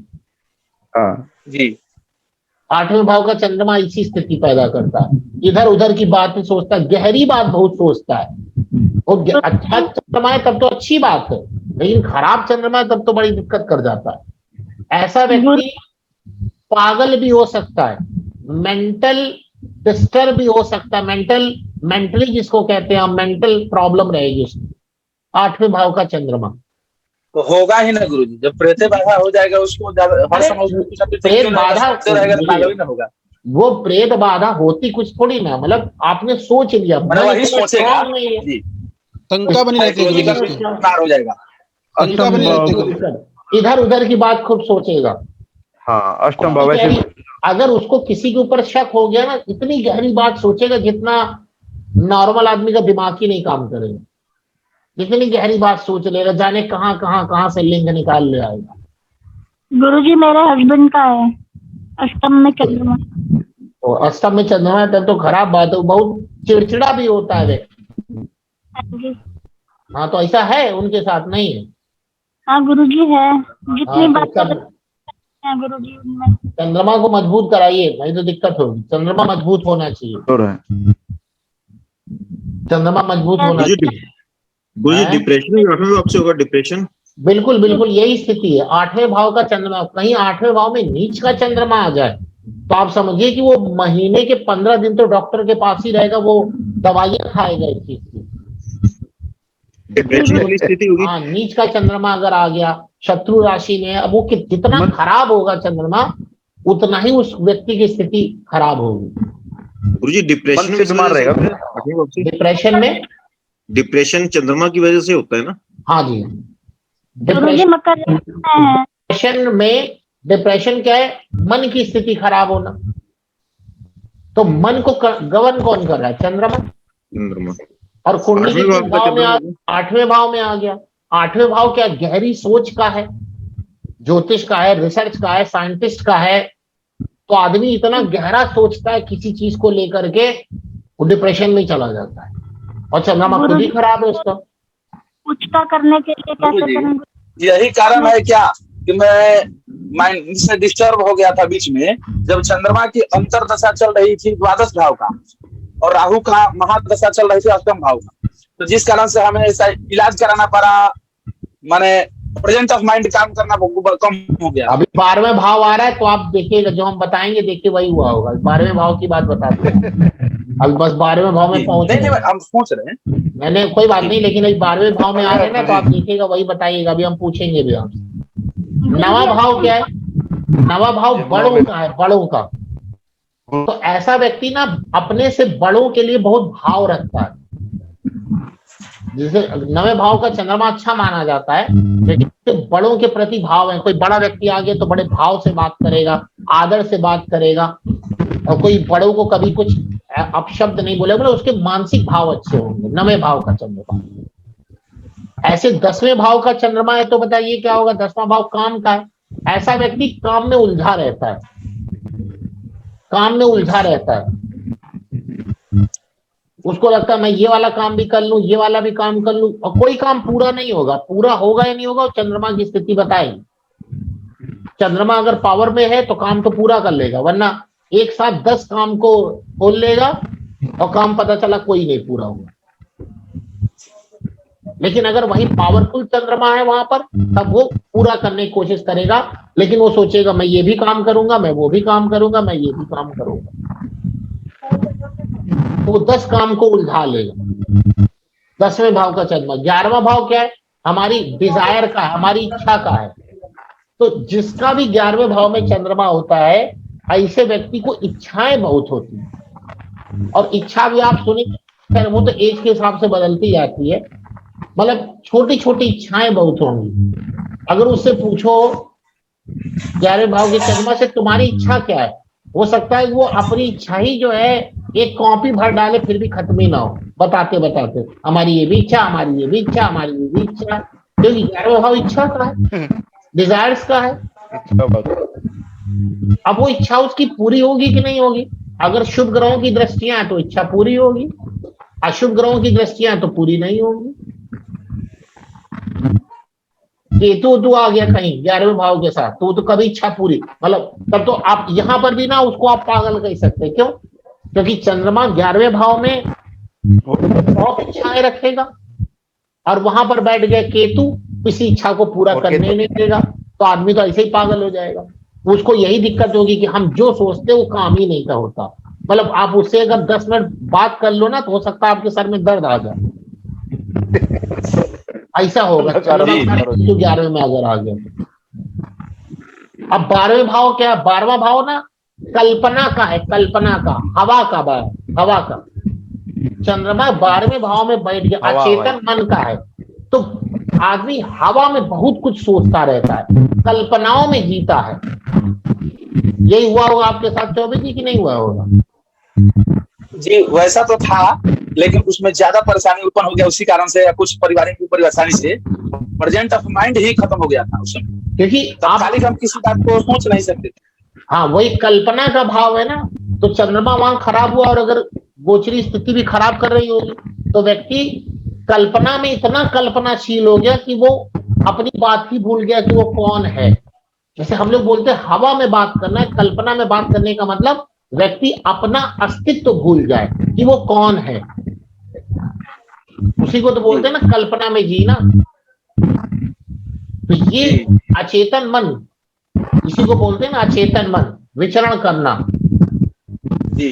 जैसे बहुत पहले एक सीरियल आता था, वो मुंगेरी, छोटे थे तब देखते थे, वही वाला हाल हो जाता है कि मतलब आदमी की जो स्थिति है, वो देखिए अलग अलग चीजों पे अलग अलग आएंगी, मतलब इसको दूसरे वे में नहीं कहा जा सकता है। मतलब कहने का मतलब, कल्पना का मतलब जो व्यक्ति की स्थिति है, वो अपनी स्थिति को जज ना करके बहुत चीजों के बारे में सोच ले। अब खराब ग्रहों की दृष्टि आ गई उस पर, तो वो क्या करेगा, व्यक्ति व्यथित हो जाएगा, अपने कॉन्शियस माइंड को खो देगा। ये प्रॉब्लम आ जाती है 12वें के चंद्रमा। तो 12वें का चंद्रमा और 8वें का चंद्रमा ये डिप्रेशन वाले हैं, और 11वें का चंद्रमा इच्छाएं बहुत देता है, लेकिन अगर अच्छे ग्रहों की दृष्टि इच्छा पूरी होगी, और अच्छे ग्रह की दृष्टि नहीं है तो फिर भाई पूरी नहीं होगी। और 7वें भाव का चंद्रमा आजकल के लिए बड़ा खराब है। 7वें भाव का चंद्रमा आजकल के लिए बड़ा खराब है, क्योंकि वो रिलेशन ही बनाता रह जाएगा। और कहीं अगर मान लीजिए गर्ल्स कैंडिडेट का है, तो फिर ना ऐसे लोग मतलब गलत हाथ में शिकार भी हो जाते हैं। ये भी थोड़ा उनको प्रिकॉशन, अगर मान लीजिए सप्तम भाव में और खराब ग्रह की दृष्टियां हैं और सप्तम भाव में चंद्रमा बैठा है, तो फिर ऐसे लोग जो है गलत हाथों में भी आ सकते हैं। ये चीज और इम्पोर्टेंट, इमोशनली ब्लैकमेल हो जाते हैं, इमोशनली ब्लैकमेल हो जाते हैं, फिर उनका फायदा गलत लोग उठाते हैं, ये है उनकी प्रॉब्लम। और चौथे भाव के चंद्रमा की भी यही स्थिति है, लेकिन यहाँ पे चंद्रमा, खराब चंद्रमा का फल बताया जा रहा है। अगर यही अच्छा चंद्रमा है तो इतना खराब नहीं होगा। जी 9वें में तो बताया, तो 9वां नहीं सुन पाए क्या? 9 वाला क्या बताया था? बड़ों का सम्मान, बड़ों का सम्मान करना, बड़ों के प्रति भाव रखना, बड़ों के प्रति भाव रखना। 9th हाउस बड़े लोगों का है ना, तो बड़ों के प्रति भाव रखना, ये हो जाएगा। ठीक है, तो अब आप समझ गए कि संतान से उस किसके योग खराब होंगे, किसके सही होंगे, समझ में आ गया। संतान से उसका व्यवहार कैसा होगा। अब ये आते हैं कि उसका, मान लीजिए उसकी कुंडली में संतान से मतभेद के योग तो बने हैं, लेकिन वो मतभेद हमेशा थोड़ी ना चलेंगे। तो वो भाई किसी का माइक ऑन बंद कर लो यार। हाँ, एंड्रॉयड ब्लू ड्रॉइड। तो अब ये संतान से मतभेद कब होंगे? तो पहले तो आपने योग देख लिया कि भाई उसकी कुंडली में योग है या नहीं है संतान से मतभेद होने के, तो पता चला हाँ है। अब क्या होगा? अब ये देखना है ये कब होगा। तो वो लिखेंगे आप संतान से मतभेद कब होगा, यानी टाइमिंग क्या होगी उसकी। पहली बात तो ऊपर वाले योग होने चाहिए, जो मैंने योग लिखवाए ना, उनकी स्थितियां खराब होनी चाहिए। जब भी बुरे ग्रह की अंतरदशा चलेगी, बुरे ग्रह का मतलब छठे, आठवें, 12वें की अंतरदशा चलेगी, नीच के ग्रह की दशा चलेगी और उसका संबंध पंचम भाव या पंचमेश से हो, जब भी बुरे ग्रह की दशा चले, छठे, आठवें, 12वें की, नीच के ग्रह की दशा चले, अस्त ग्रहों की दशा चले। लेकिन अब ऐसे थोड़ा ना कि हमेशा छठे घर की दशा चल रही है तो जो व्यक्ति संतान से ही जाके लड़ गया, नहीं, उसका पंचम भाव या पंचमेश से किसी भी प्रकार का संबंध बन रहा हो। पता चला जिसकी दशा चल रही है वो पंचम भाव में ही बैठा है, या पंचमेश के साथ उसका दृष्टि संबंध बन रहा है। यहां दृष्टि संबंध में आप सारी दृष्टियां ली जाएंगी, क्योंकि ये योग की बात हो रही है ना।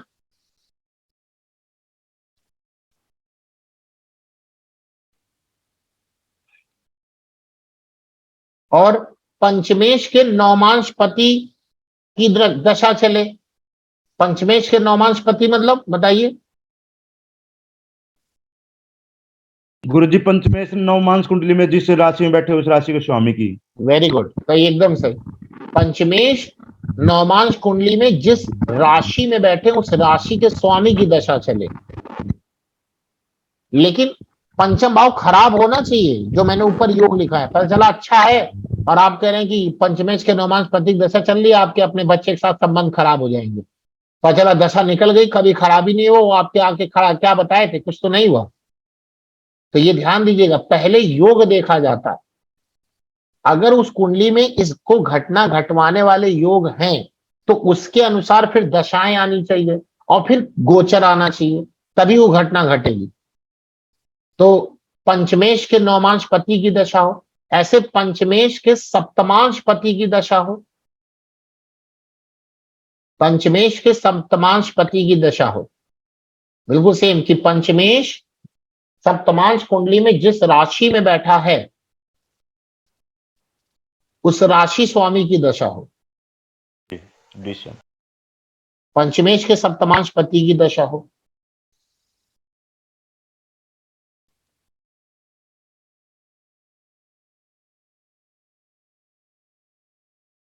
ठीक है। अब गोचर क्या होगा, जरा गोचर भी देखिए, क्योंकि केवल दशा भी काम नहीं करेगी और केवल योग भी काम नहीं करेंगे, गोचर भी काम करना चाहिए। तीनों चीजें लगेंगी तभी वो घटना घटेगी। तो गोचर क्या होगा लिखेंगे, गोचर में कम से कम 2 क्रूर ग्रह, राहु, शनि, केतु, मंगल, ये क्रूर ग्रह हो गए ना। गोचर में कम से कम 2 क्रूर ग्रह, पंचम भाव या पंचमेश या पंचमेश के नौमांश पति या पंचमेश के सप्तमांश पति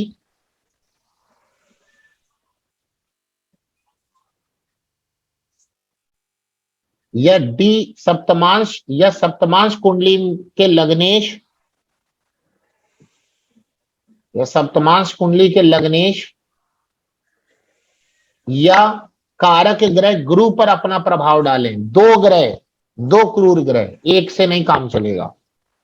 लग्नेश या कारक ग्रह, कारक D7 यानी सप्तमांश कुंडली के लग्नेश पर या कारक ग्रह गुरु पर अपना प्रभाव डालें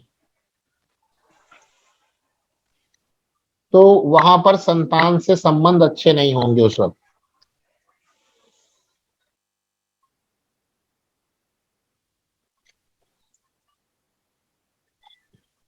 संतान से संबंध अच्छे नहीं होंगे।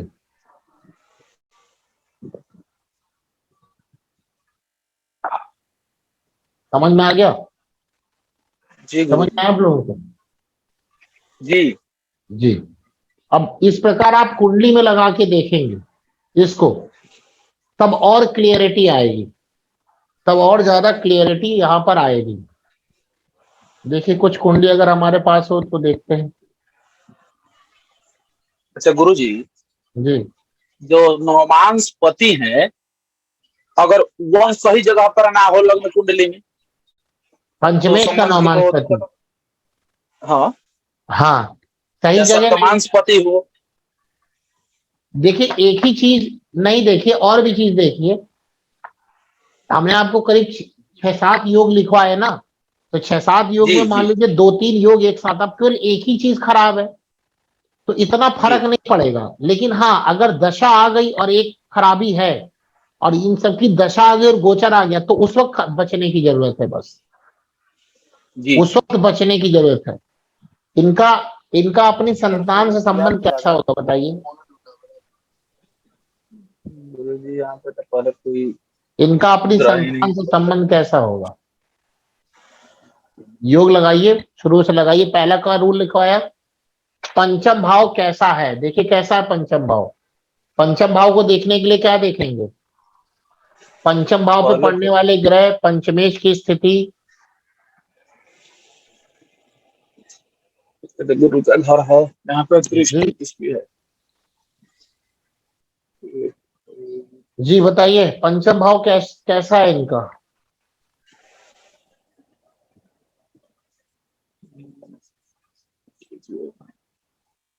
कोई आंसर ही नहीं दे रहा है। देख रहे हैं गुरुजी, वही हम लोग वहाँ पे तो कोई दृष्टि है ही गुरु जी कोई ग्रह नहीं ना गुरु जी पंचम भाव सभी की दृष्टि जा कोई रही है, दृष्टि सभी नहीं है, कोई ग्रह नहीं है। और गुरु का घर है, गुरु है तृतीय भाव में सूर्य के साथ। नहीं, पंचम भाव पे कोई दृष्टि नहीं जा रही है। ये शनि की जा रही है ना गुरु जी? कैसे, कौन सी शनि की जा रही है? दृष्टि जा रही है? शनि की छठी छठी दृष्टि है ये भाई, ये पराशर नया दृष्टि आ गया गुरुजी। जो शनि की छठी दृष्टि इन्होंने दी है, ठीक समझ गए? नई दृष्टि है। शनि की छठी दृष्टि पराशर ने तो तीसरी और 10वीं और दी थी, इन्होंने छठी भी दे दी इन्होंने। ये सब नई नई खोज हो रही है।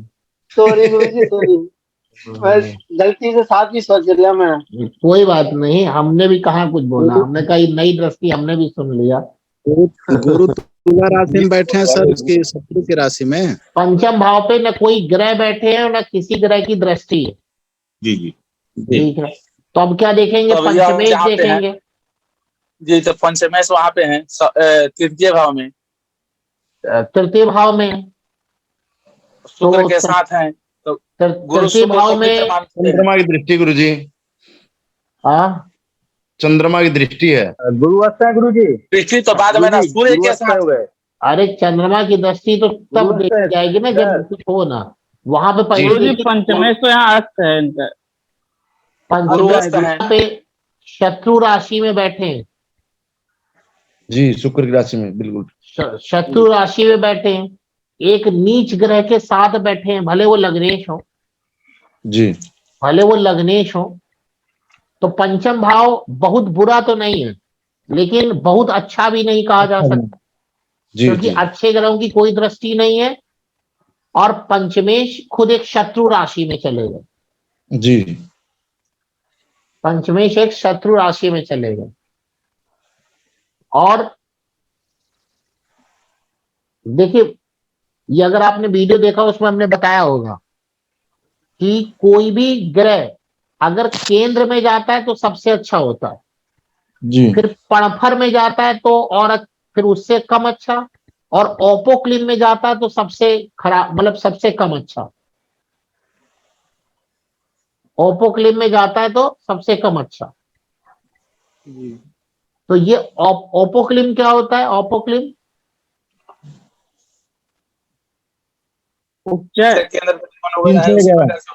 केंद्र से पहले वाले भाव को ओपोक्लिन कहते हैं। जी जी जी, केंद्र से पहले वाले, केंद्र से पहले वाले भाव को। तो केंद्र चौथा हो गया, तो तीसरा भाव ओपोक्लिन हो गया कि नहीं हो गया? जी जी बिल्कुल गुरुजी। और कौन सा भाव औपोक्लिम दिख रहा है आपको यहाँ पर बताइए? तीसरा भाव छठा, और नौवा, 11वां। छठा भाव, नवा भाव, 11वां। 12वां भाव। ये औपोक्लिम भाव है। और पड़फर भाव कौन से होते हैं? पड़फर पड़फर कौन होते हैं? केंद्र के बाद वाले। तो केंद्र के बाद कौन सा भाव आएगा? दूसरा, और तीसरा, पांचवा, और 8वां, उसके बाद 8वां और 11वां। ये पड़फर है।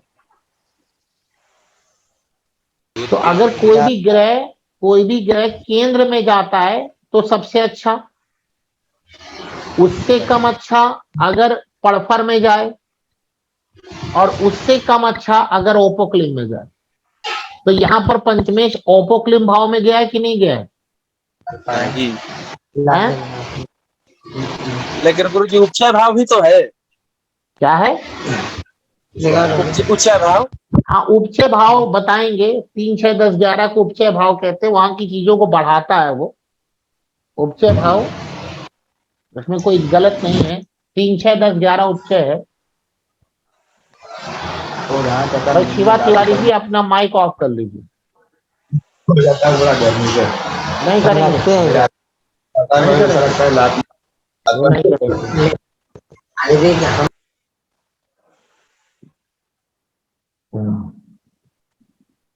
तो एक चीज और यहां समझिए,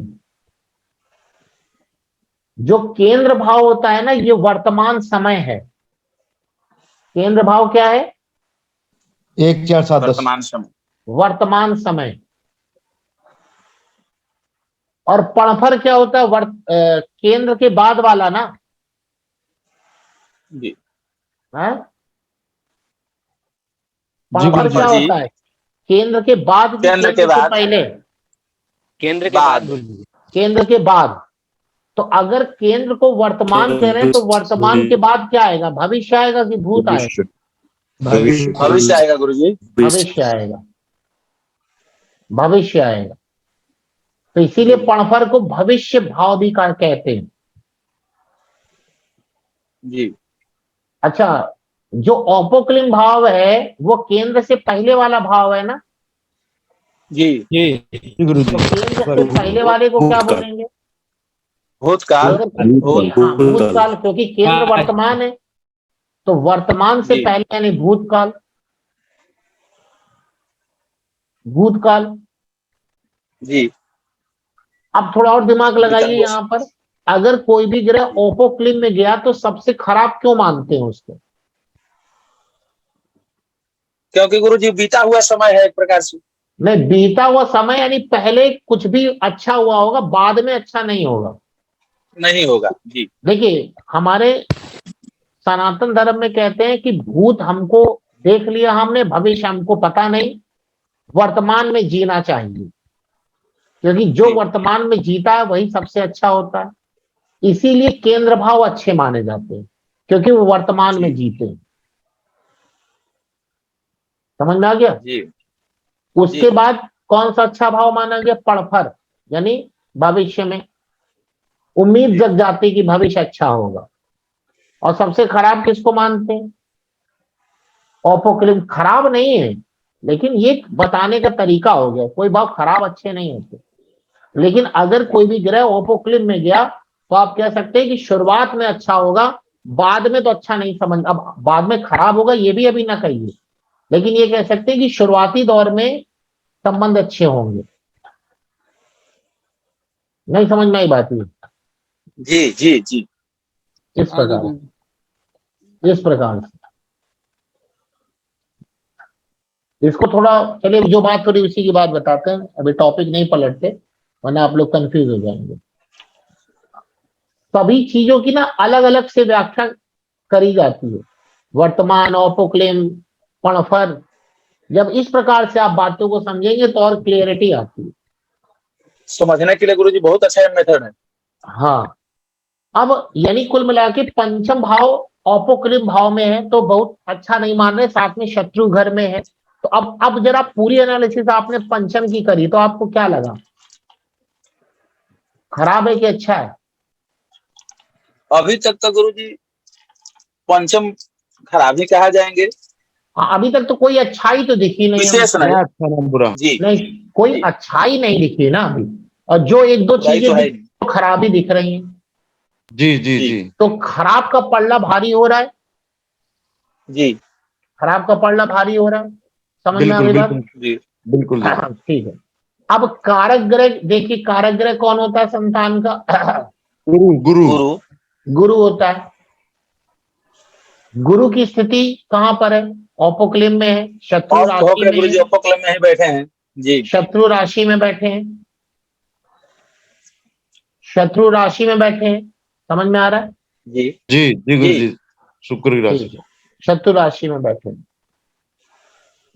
लेकिन अब मुझे इतना ही, अभी अभी आगे नहीं बढ़ रहे हैं, मुझे यहीं पर बताइए, इस जातक की अपनी संतान से बहुत ज्यादा स्थिति खराब होगी, कम खराब होगी? खराब तो आप लोगों को समझ में नहीं आ गुरुजी, गया, ज्यादा नहीं होगा। क्यों नहीं ज्यादा होगा? नहीं होगा क्यों? क्योंकि पंचमेश जो है सो नैसर्गिक शुभ ग्रह है। हैं? नैसर्गिक शुभ ग्रह है। दुश्मन के घर में पंचमेश एक नैसर्गिक शुभ ग्रह होने के साथ साथ वह एक शुभ ग्रह की राशि में भी गए हैं, जी गुरुजी, इसीलिए बहुत ज्यादा खराब। एक सामंजस्य नहीं बैठेगा लेकिन खराब नहीं होगी। जी ये बात समझ में आई? जी गुरुजी। हाँ, वैसे और भी हाँ, गुरुजी, गुरु शुक्र को मन मित्र नहीं मानते, लेकिन शुक्र को सम मानते हैं गुरु को। वो अलग बात है, लेकिन हम तो जिस विशेष ग्रह की प्रभाव बात नहीं आना करेंगे, चाहिए। हम जिस ग्रह की बात करेंगे उस ग्रह से अनुसार देखेंगे ना। जी हम गुरु के अनुसार शुक्र को देखेंगे, शुक्र के अनुसार गुरु को नहीं देखेंगे।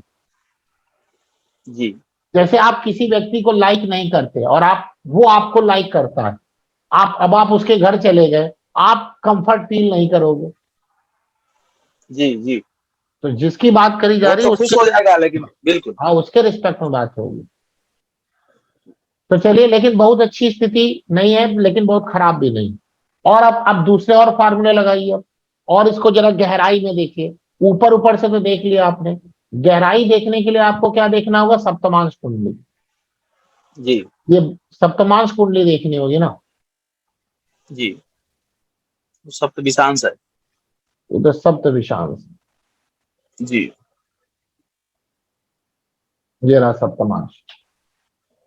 इसके लग्न में किसी भी वर्ग कुंडली को देखिए, जो वर्ग कुंडलियां हैं, जो जन्म कुंडली में जो आपको बात समझ में आ रही है, वो वर्ग कुंडली में डीपली में जाएंगे। जैसे पंचम भाव तो बहुत सारी चीजों का होता है, विद्या का भी होता है, एजुकेशन का भी होता है, थॉट प्रोसेस का भी होता है, लेकिन सप्तमांश कुंडली तो संतान का होता है ना। तो हम ये देख रहे हैं कि पंचम भाव तो खराब हो रहा है, थोड़ा, ज्यादा नहीं, थोड़ा। अब ये देखते हैं सप्तमांश कुंडली कैसी है। तो किसी वर्ग कुंडली को देखने के लिए सबसे पहले क्या देखना चाहिए? उसका लग्न। उसका लग्न। लग्न में कौन है? गुरु गुरु गुरु। नीच के हो गए? जी गुरु जी। जी अच्छा तो नहीं हुआ कि अच्छा हुआ? नहीं, अच्छा कैसे हुआ? नहीं हुआ। और साथ में गुरु कहाँ के स्वामी है? गुरु स्वामी है तृतीय भाव के, 12वें भाव और तीसरे भाव, ये भी 12वें अपने आप में खराबी है। जी जी तो लग्न तो मजेदार। लग्न पे दृष्टि किसकी आ रही है? अब दृष्टि क्या देखते? शनि की, मंगल की देख लें, शनि की दृष्टि भी आ गई, मंगल की भी आ गई लग्न में। रवि जी अपना माइक बंद कर लीजिए। देखिए शनि की दृष्टि आ रही नहीं आ रही? दशम लग्न पर 10वीं दृष्टि। जी जी आ रही है गुरु जी। और मंगल की भी आ रही है जी, चंद्रमा की भी है जी, 8वीं। चंद्रमा की है। चंद्रमा क्या करेगा? एक्चुअली चंद्रमा तब अच्छा कर पाता ना जब किसी लग्न और अच्छी होती। देखिए जी शनि और मंगल खराब को और खराब करते हैं। तो पहले अगर खराब आपने देखा तो शनि मंगल की दृष्टि पहले देखिए जी। क्योंकि हमें लगा लग्न खराब हुई। अब देखिए लग्न भाव अच्छा नहीं हुआ। लग्नेश देखिए जरा कौन है? लग्नेश शनि। नहीं, कैसी स्थिति? अच्छी स्थिति है। नहीं गुरु जी। शनि है लग्नेश जी और नहीं, नीच है। नीच के बैठे गुरुजी, नीच के बैठे गुरुजी, नीच के हो गए, वो भी खराब हो गए जी। दिग्बली भी नहीं है। तो मजा नहीं आ रही है। अब जरा इधर आइए, पंचम भाव देखिए इसका, पंचम भाव। तो पंचम भाव में कोई ग्रह नहीं बैठे। कन्हैया जी अपना माइक बंद, भैया हम तो बहुत परेशान हो गए यार आप लोगों से। आप लोग इतनी प्रॉब्लम होती है तो माइक चेंज करके बैठो भाई। शुक्र छठे चले गए गुरुजी। देखिए पंचम भाव से पहले कोई पंचमे गुरु की दृष्टि आ रही, लेकिन गुरु की खुद ही स्थिति खराब है। और पंचमेश चले गए छठे में। हाँ, पंचमेश चले गए छठे में। शनि की दृष्टि है गुरुजी, मंगल के साथ है। और पंचम भाव पाप कर्तरी में आ गए। गुरु की दृष्टि गुरुजी वैसे तो गुरु की तो बेकार ही हो गई ना, गुरु खुद ही नीच के, वो नीच के गुरु क्या कर लेंगे। पाप कर्तरी भी हो गई। और पाप कर्तरी भी है देखिए पंचम भाव जी, शनि मंगल से। यानी यहाँ एकदम क्लियर हो गया कि सप्तमांश कुंडली गड़बड़ कर रही है। गुरुजी एक क्वेश्चन और है यहाँ पे। गुरुजी जैसे गुरु को बोलते हैं कि 10 डिग्री तक नीच का रहता है मकर राशि में, तो वो भी देखना पड़ेगा यहाँ पे। हाँ, वो परम नीच, परम नीच के लिए नीच में भी नीच जी। अगर 10 डिग्री से ऊपर तो नहीं कहेंगे परम नीच, परम नीच जी जी। नीच से भी खराब, नीच से भी खराब, उसको परम नीच कहते हैं ना जी। वो चीज, वो तो और ज्यादा खराब होता है जी गुरु जी। अब कारक ग्रह गुरु, अब नहीं वो तो अलग बात। अभी कारक ग्रह गुरु की भी स्थिति देखिए जरा, सप्तमांश कुंडली में कारक ग्रह गुरु की, वो भी खराब। ये तो गुरु जी खराब तो दिख ही रहे हैं पहले से। चलिए अब आइए पंचमेश के सप्तमांश पति को देखिए। पंचमेश के सप्तमांश पति कौन है? गुरु शनि। शुक्र है गुरुजी, शुक्र है। बहुत बढ़िया, हाँ ये बढ़िया। शुक्र कैसे हो गए भाई, हमको ही बताइए जरा। पंचमेश के सप्तमांश पति शुक्र कैसे हो गए गुरुजी? सप्तम में देखा जाए गुरुजी, ठीक कह रहे, ठीक कह रहे गुरुजी। पंचमेश गुरु सप्तमांश कुंडली में जहां पर बैठे हैं उसकी राशि का स्वामी पंचमेश का सप्तमांश पति होगा। जी जी गुरुजी, बिल्कुल शनि गुरुजी। और वो शनि की स्थिति कहाँ देखनी है? D1 में देखनी है, D7 में? D1 में गुरुजी, D1 में देखिए, D1 में देखिए शनि कहाँ पर चले गए? द्वादश भाव में खराब है, ये भी खराब हो गए। चलिए पंचमेश के नौमांश पति की स्थिति देखिए। तो इसमें गुरु कहाँ है? एक शनि भी है। पंचमेश के नौमांश पति कौन है? यहाँ पे भी शनि है। अब यहाँ से यानी कि देखिए जन्म कुंडली को देख करके इतना नहीं समझ में आ रहा था, शक तो हो गया था, शक तो हो गया था खराब है, लेकिन इतना समझ में नहीं आ रहा था। और जब हम लोगों ने सप्तमांश कुंडली को देखा, हर बात क्लियर आ गई कि इस व्यक्ति के अपनी संतान से संबंध अच्छे नहीं रहे होंगे। कंफर्म हो गया गुरुजी। हाँ जी, खाना खा कंफर्म हो गया कि नहीं आई? गुरुजी तो 100% खराब है। 100% खराब है, जबकि लग्न कुंडली से बिल्कुल बिल्कुल गुरुजी, बिल्कुल। इस प्रकार से आप देखेंगे लगा करके उसको। इस प्रकार अब कब खराब होगा ये आप बता सकते हैं? कब खराब होगा? जब छठे, 8वें, 12वें भाव की दशा हो, लेकिन उसका संबंध हो। जैसे अभी अगर देखिए तो अभी किसकी दशा चल रही? शनि की दशा में शनि का अंतर चल रहा है, नहीं बुध का अंतर चल रहा है जी। शनि की महादशा में बुध का अंतर चल रहा है। तो शनि 12वें घर में बैठे हुए हैं जी, लेकिन शनि का कोई संबंध पंचम भाव या पंचमेश से बन रहा है क्या? शनि के संबंध तो नहीं बन पंचम भाव या पंचमेश से बन रहा है? नहीं बन रहा है। नहीं, कोई संबंध नहीं, न दृष्टि संबंध है ना कोई दृष्टि नहीं। चलिए नहीं, तो अब आइए एक मिनट, नक्षत्र से संबंध बना सकते हैं। शनि के नक्षत्र से संबंध बना सकते हैं यहाँ पे। हाँ हाँ बिल्कुल, लेकिन शनि देखिए ना, शनि के नक्षत्र में बैठे, हमने पहले देख लिया था। अच्छा, आपने देख लिया है, हमने नहीं देखा।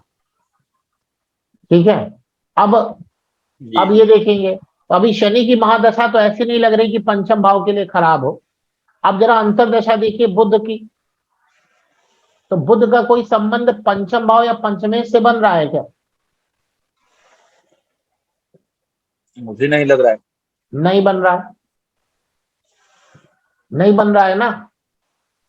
तो इस वक्त नहीं ऐसी बन कोई रहा। स्थिति, इस वक्त ऐसी कोई स्थिति नहीं बनेगी। जी जी गुरुजी। इस वक्त ऐसी कोई स्थिति नहीं बनेगी। ठीक है, समझ में आ गई बात? जी गुरुजी लगन कुंडली से तो बन रहा है गुरुजी, हाँ, लगन कुंडली से बन रहा है। तो लगने कुंडली से न देख रहे हैं हम लोग, कहाँ बन रही है? पंचमेश हो गया, गुरु गुरु की दृष्टि है नवम माह मतलब एकादश भाव में, जिससे मतलब राशि पे, बुध की राशि पे। ऐसे तो बहुत सारे संबंध जिसकी दशा अंतर दशा चलेगी वो संबंध बनाएगा कि वो बनाएगा संबंध। जिसकी अच्छा। दशा और अंतर दशा चलेगी उसके रिस्पेक्ट में आप समझेंगे ना, आप उसको उसको देखेंगे ना। जी गुरुजी बिल्कुल हाँ बिल्कुल बिल्कुल गुरुजी। हाँ जी, प्रधानमंत्री जी आए हैं, हम प्रधानमंत्री को देख रहे हैं, सब लोग देख रहे हैं, क्या फर्क पड़ता है? प्रधानमंत्री जिसको देखेंगे वो फर्क डालेंगे ना। बिल्कुल बिल्कुल गुरुजी। ये एक बार वो भी देख लें। हाँ, बात समझ में आ रही नहीं आ रही? यानी ये आ रही है। दशा और अंतर दशा चल रही है, वह किसको प्रभावित कर रहा वो इम्पोर्टेंट है। उसको कौन प्रभावित कर रहा है वो भी होता है इम्पोर्टेंट, लेकिन पहले तो हम देखेंगे ना दशा अंतर दशा के रिस्पेक्ट में। ठीक है, समझ में आ गई बात? जी जी यानी अभी कोई, लेकिन देखिए कुंडली में योग तो है खराब, तो जब जब दशा अंतर दशा आएगी और गोचर भी अगर फिट हो जाए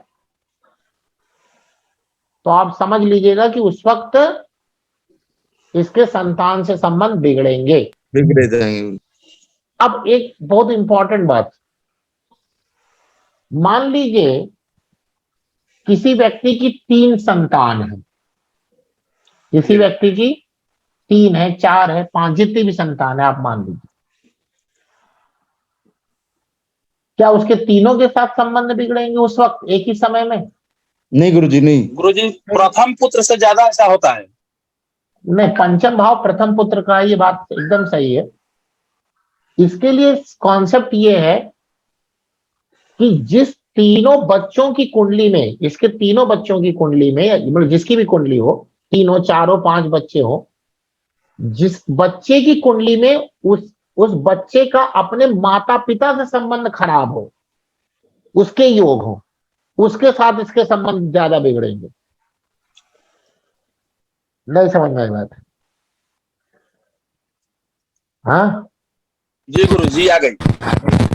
मान लीजिए किसी व्यक्ति के 3-4 संतान है, तो ऐसा तो नहीं होगा कि एक समय में तीनों चारों से संबंध खराब हो जाए, कुछ कुछ तो खराब होंगे ही। अगर एक से कुछ डिस्टर्ब चल रहा है तो दूसरे वाले से भी कुछ ना कुछ चलेगा। लेकिन अब ये कैसे पता लगाया जाए कि किससे ज्यादा खराब होंगे? तो अब यहाँ पे संतान की कुंडली देख करके क्या देखेंगे? उल्टा, यानी संतान की कुंडली में देखेंगे कि उस संतान का अपने माता पिता के साथ संबंध कैसा है। समझ रहे कितना काम लेंदी है ये? जी जी बिल्कुल गुरुजी। लोग एक बार में पूछ लेते हैं हमारा संतान से संबंध बताओ, तो बता दिया। अब पता चला उसके 5 संतान है, अब वो पूछो 5 से बताओ, अब पता चला 5 संतान की कुंडली देख करके आप उल्टा लगा रहे हैं, वो आपको दिया, पता चला 100 रुपया, मार्क भगा दीजिए। जी जी बिल्कुल। इसमें तो बहुत काम हो गया है ना, ये एक लाइन का आंसर थोड़ी ना था ये। 5 गुना बढ़ गया गुरुजी। और बहुत ज्यादा बढ़ जाएगा ना, 5 गुना बढ़ गया, सही बात है। 5 क्या 6 गुना बढ़ गया। पहले तो पिता की कुंडली देखी, अब देखना है कि उस पिता के किस संतान से संबंध खराब है, तो संतान की कुंडली में उल्टा लगाया कि संतान की कुंडली में अपने माता पिता से संबंध देखेंगे। अब कुछ लोग तो ऐसे आ जाते हैं कि हमारी किस संबंध खराब होगा, हमारा खराब होगा कि हमारी पत्नी का खराब होगा। लो, अब पत्नी की कुंडली भी देखो, अब वहां तो डबल काम हो गए, 7 हो गए गुरुजी, 7। अरे पत्नी के हिसाब से अब मिलाइए अब आप। जी जी, फिर पत्नी के साथ उन बच्चों की मिलानी पड़ेगी गुरुजी। इसीलिए तो आधे लोग देखते नहीं है, ऊपर ऊपर से कहते हाँ चले जाओ चलो। क्यों इतना काम लेंदी होता चला जा रहा है ये? गुरुजी। हाँ, अब देखिए कि दक्षिणा क्या, मिलेगा। एक मिनट रुकिएगा। अब मान लीजिए कि इस व्यक्ति का अपनी संतान से संबंध खराब है, योग देख लिया आपने, और देखा कि दशा भी आ गई इस व्यक्ति की, तो ये अपने संतान से लड़ेगा कि संतान इससे लड़ेगी?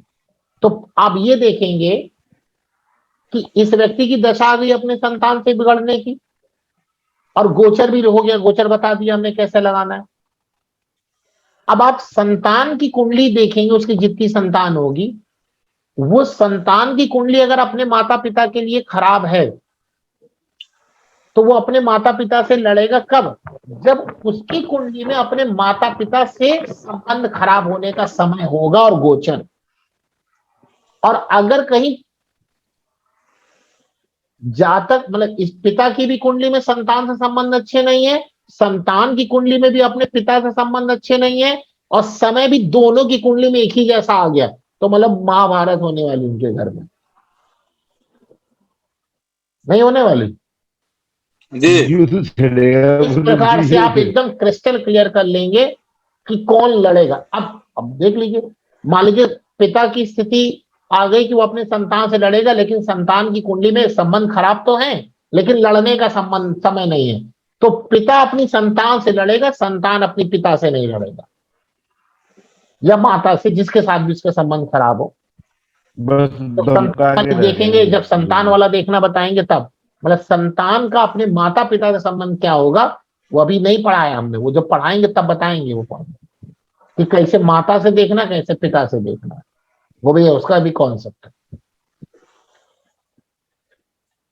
अब पता चला संतान की कुंडली में अपने माता पिता से संबंध खराब होने के योग हैं, और समय चल रहा है, लेकिन पिता का या माता का नहीं चल रहा है, तो संतान लड़ेगा लेकिन माता पिता नहीं लड़ेंगे। क्लियर? समझ में आ गई बात? नहीं आ गई? हाँ, तो ये हाँ बहुत डीपली आपको उतरना पड़ेगा, तब आप यहाँ से क्लियरिटी आपको समझ में आएगी। ये क्लियर हो गया होगा? वही हमारे पहले वाला कॉन्सेप्ट लग जाएगा गुरुजी। हैं?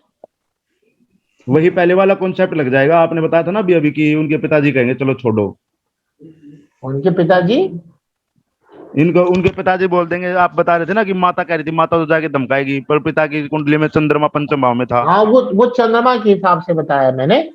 जी वो तो जी केवल वो ऐसा ही हो देखना जाएगा यहाँ, पिता हाँ, नहीं लेकिन मतलब आप समझ रहे हैं कि उसी हिसाब से यहाँ पर चीजों को देखा जाएगा, उसी हिसाब से चीजों को देखा जाएगा। तो आज मैंने बताया कि संतान से संबंध कब व्यक्ति के खराब होंगे। पहले तो ये देखेंगे योग है कि नहीं है, योग है, और कब खराब होने का समय आया वो देखेंगे, और गोचर भी बता दिया मैंने आपको जी, तो गोचर फिर गोचर देखेंगे, तो इस प्रकार से आप चीजों को समझ में आएगा।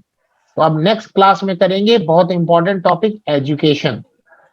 किस व्यक्ति की क्या एजुकेशन रहेगी, कब एजुकेशन अच्छी चलेगी, कब खराब चलेगी, कब वो पास हो जाएगा, कब वो फेल हो जाएगा, ये पार्ट नेक्स्ट करेंगे। ठीक है? तो गुरु जी एक सवाल पूछना था। हाँ, दूसरा इससे नहीं जुड़ा, अलग। जैसे अष्टमेश की महादशा चल रही हो, हाँ, और अष्टम भाव में बैठे राहु की अंतरदशा चल रही हो, अच्छा, और शनि के ऊपर शनि का गोचर हो रहा हो 12वें भाव में, और लग्न में गुरु हो गए गोचर में, हाँ, तो उस समय उसकी स्थिति, जैसे हमने पढ़ा है कि शनि के ऊपर गोचर जो हो, शनि के ऊपर शनि का गोचर, तो अत्यधिक फलदायक होता है कार्य के क्षेत्र में, कर्म के क्षेत्र में। जी, कोई भी काम करेगा तो सक्सेस हो जाएगा। हाँ, मतलब लेकिन यहाँ तो दिखा अपने अगले 30 साल की, हाँ, लेकिन यहाँ तो दिखा रहा है कि अष्टमेश का महादशा और अष्टम भाव में बैठे हुए ग्रह की अंतरदशा चल रही है, तो सक्सेस होगा। अगर वो अष्टम भाव से संबंधित काम करेगा तो सफल हो जाएगा, क्योंकि अभी तो राहु महादशा, अष्टम में बैठे राहु की अंतरदशा, तो महादशा और अंतरदशा दोनों ने अष्टम भाव से संबंध बना लिए जी, तो ऑटोमेटिक। अब वो देख लीजिए कि दोनों ग्रह, अष्टमेश कौन है? अष्टमेश है शनि है? नहीं, शनि नहीं, एक मिनट, 11 तो 11 10 9 8 7 शुक्र है गुरुजी। शुक्र है और राहु, तो शुक्र राहु तो मतलब शुक्र वैसे तो सॉफ्ट ग्रह है, शुभ ग्रह, और राहु अशुभ ग्रह है। तो वहां पे देखिए जो अष्टमेश शुक्र है, तो शुक्र की स्थिति कहां पर है जी? कहां पर है? शुक्र, हाँ कहाँ है? एक सेकंड जी, इधर गया। अपने है क्या? कहां पर है भाई शुक्र, कहां पर है बताइए नहीं रहे।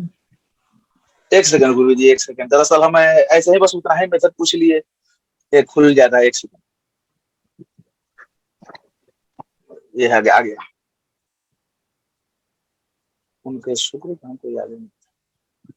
हाँ, उनके शुक्र जो है सो पंचम भाव में। तो पंचम भाव में कौन सी राशि पड़ी है? कर्क। कर्क राशि पड़ी। तो अपनी शत्रु राशि में है, लेकिन भाव तो अच्छे हैं जी। भाव अच्छे हैं, पड़फर में भी आ गए हैं वो, तो ओवरऑल तो बुरा नहीं होगा, अच्छा ही होगा। लेकिन चूंकि फिर भी अष्टमेश है तो आप बहुत अच्छा तो ना मानिए, पढ़ाई में ब्रेक भी आएगा, और साथ में अष्टमेश है तो पंचम भाव में अब देख लीजिएगा कि जो दशा चलेगी वो तो गड़बड़ थोड़ी करेगी। राहु की दशा है, अष्टम भाव में बैठे राहु की दशा ये परेशान करेगी, लेकिन अगर वो अष्टम भाव से संबंधित कार्य करते रहेंगे तो परेशानी आएगी तो, लेकिन कम आएगी। गुरुजी लग्नेश भी अष्टम भाव में जाके बैठ गए हैं ना? लग्नेश भी अष्टम भाव में बैठे हैं, तो लग्नेश अष्टम भाव में बैठे हैं तो ये अपने आप में ही समस्या है। खैर कोई बात नहीं, लेकिन यहाँ पे जो दशा चल रही है देखिए नुकसानदायक तो है, लेकिन अगर अष्टम भाव से संबंधित काम करेंगे तो बहुत नुकसान नहीं होगा। लेकिन फिर भी किसी अच्छी चीज की कल्पना मत करिए कि कोई काम आपके ऐसे हो जाए जो आप ना सोचते हो कि नहीं ये अब कभी नहीं होगा, अब हो जाए, ऐसा नहीं होगा। हाँ बस नुकसान होगा लेकिन कम होगा, लेकिन अष्टम भाव को आप प्रयोग करते रहें तो फिर वो नुकसान इतना भी नहीं होगा, और हो सकता पता भी ना चले। लेकिन बहुत अच्छी उम्मीद आप वहां पे नहीं कर सकते, और राहु वहां पे थोड़ा आप एक्सीडेंट से जरूर सावधान होना, ठीक है? अब एक्सीडेंट वाले जब योग पढ़ाएंगे तब वहां पे आपको और बताएंगे, एक्सीडेंट से सावधान रहना है थोड़ा सा।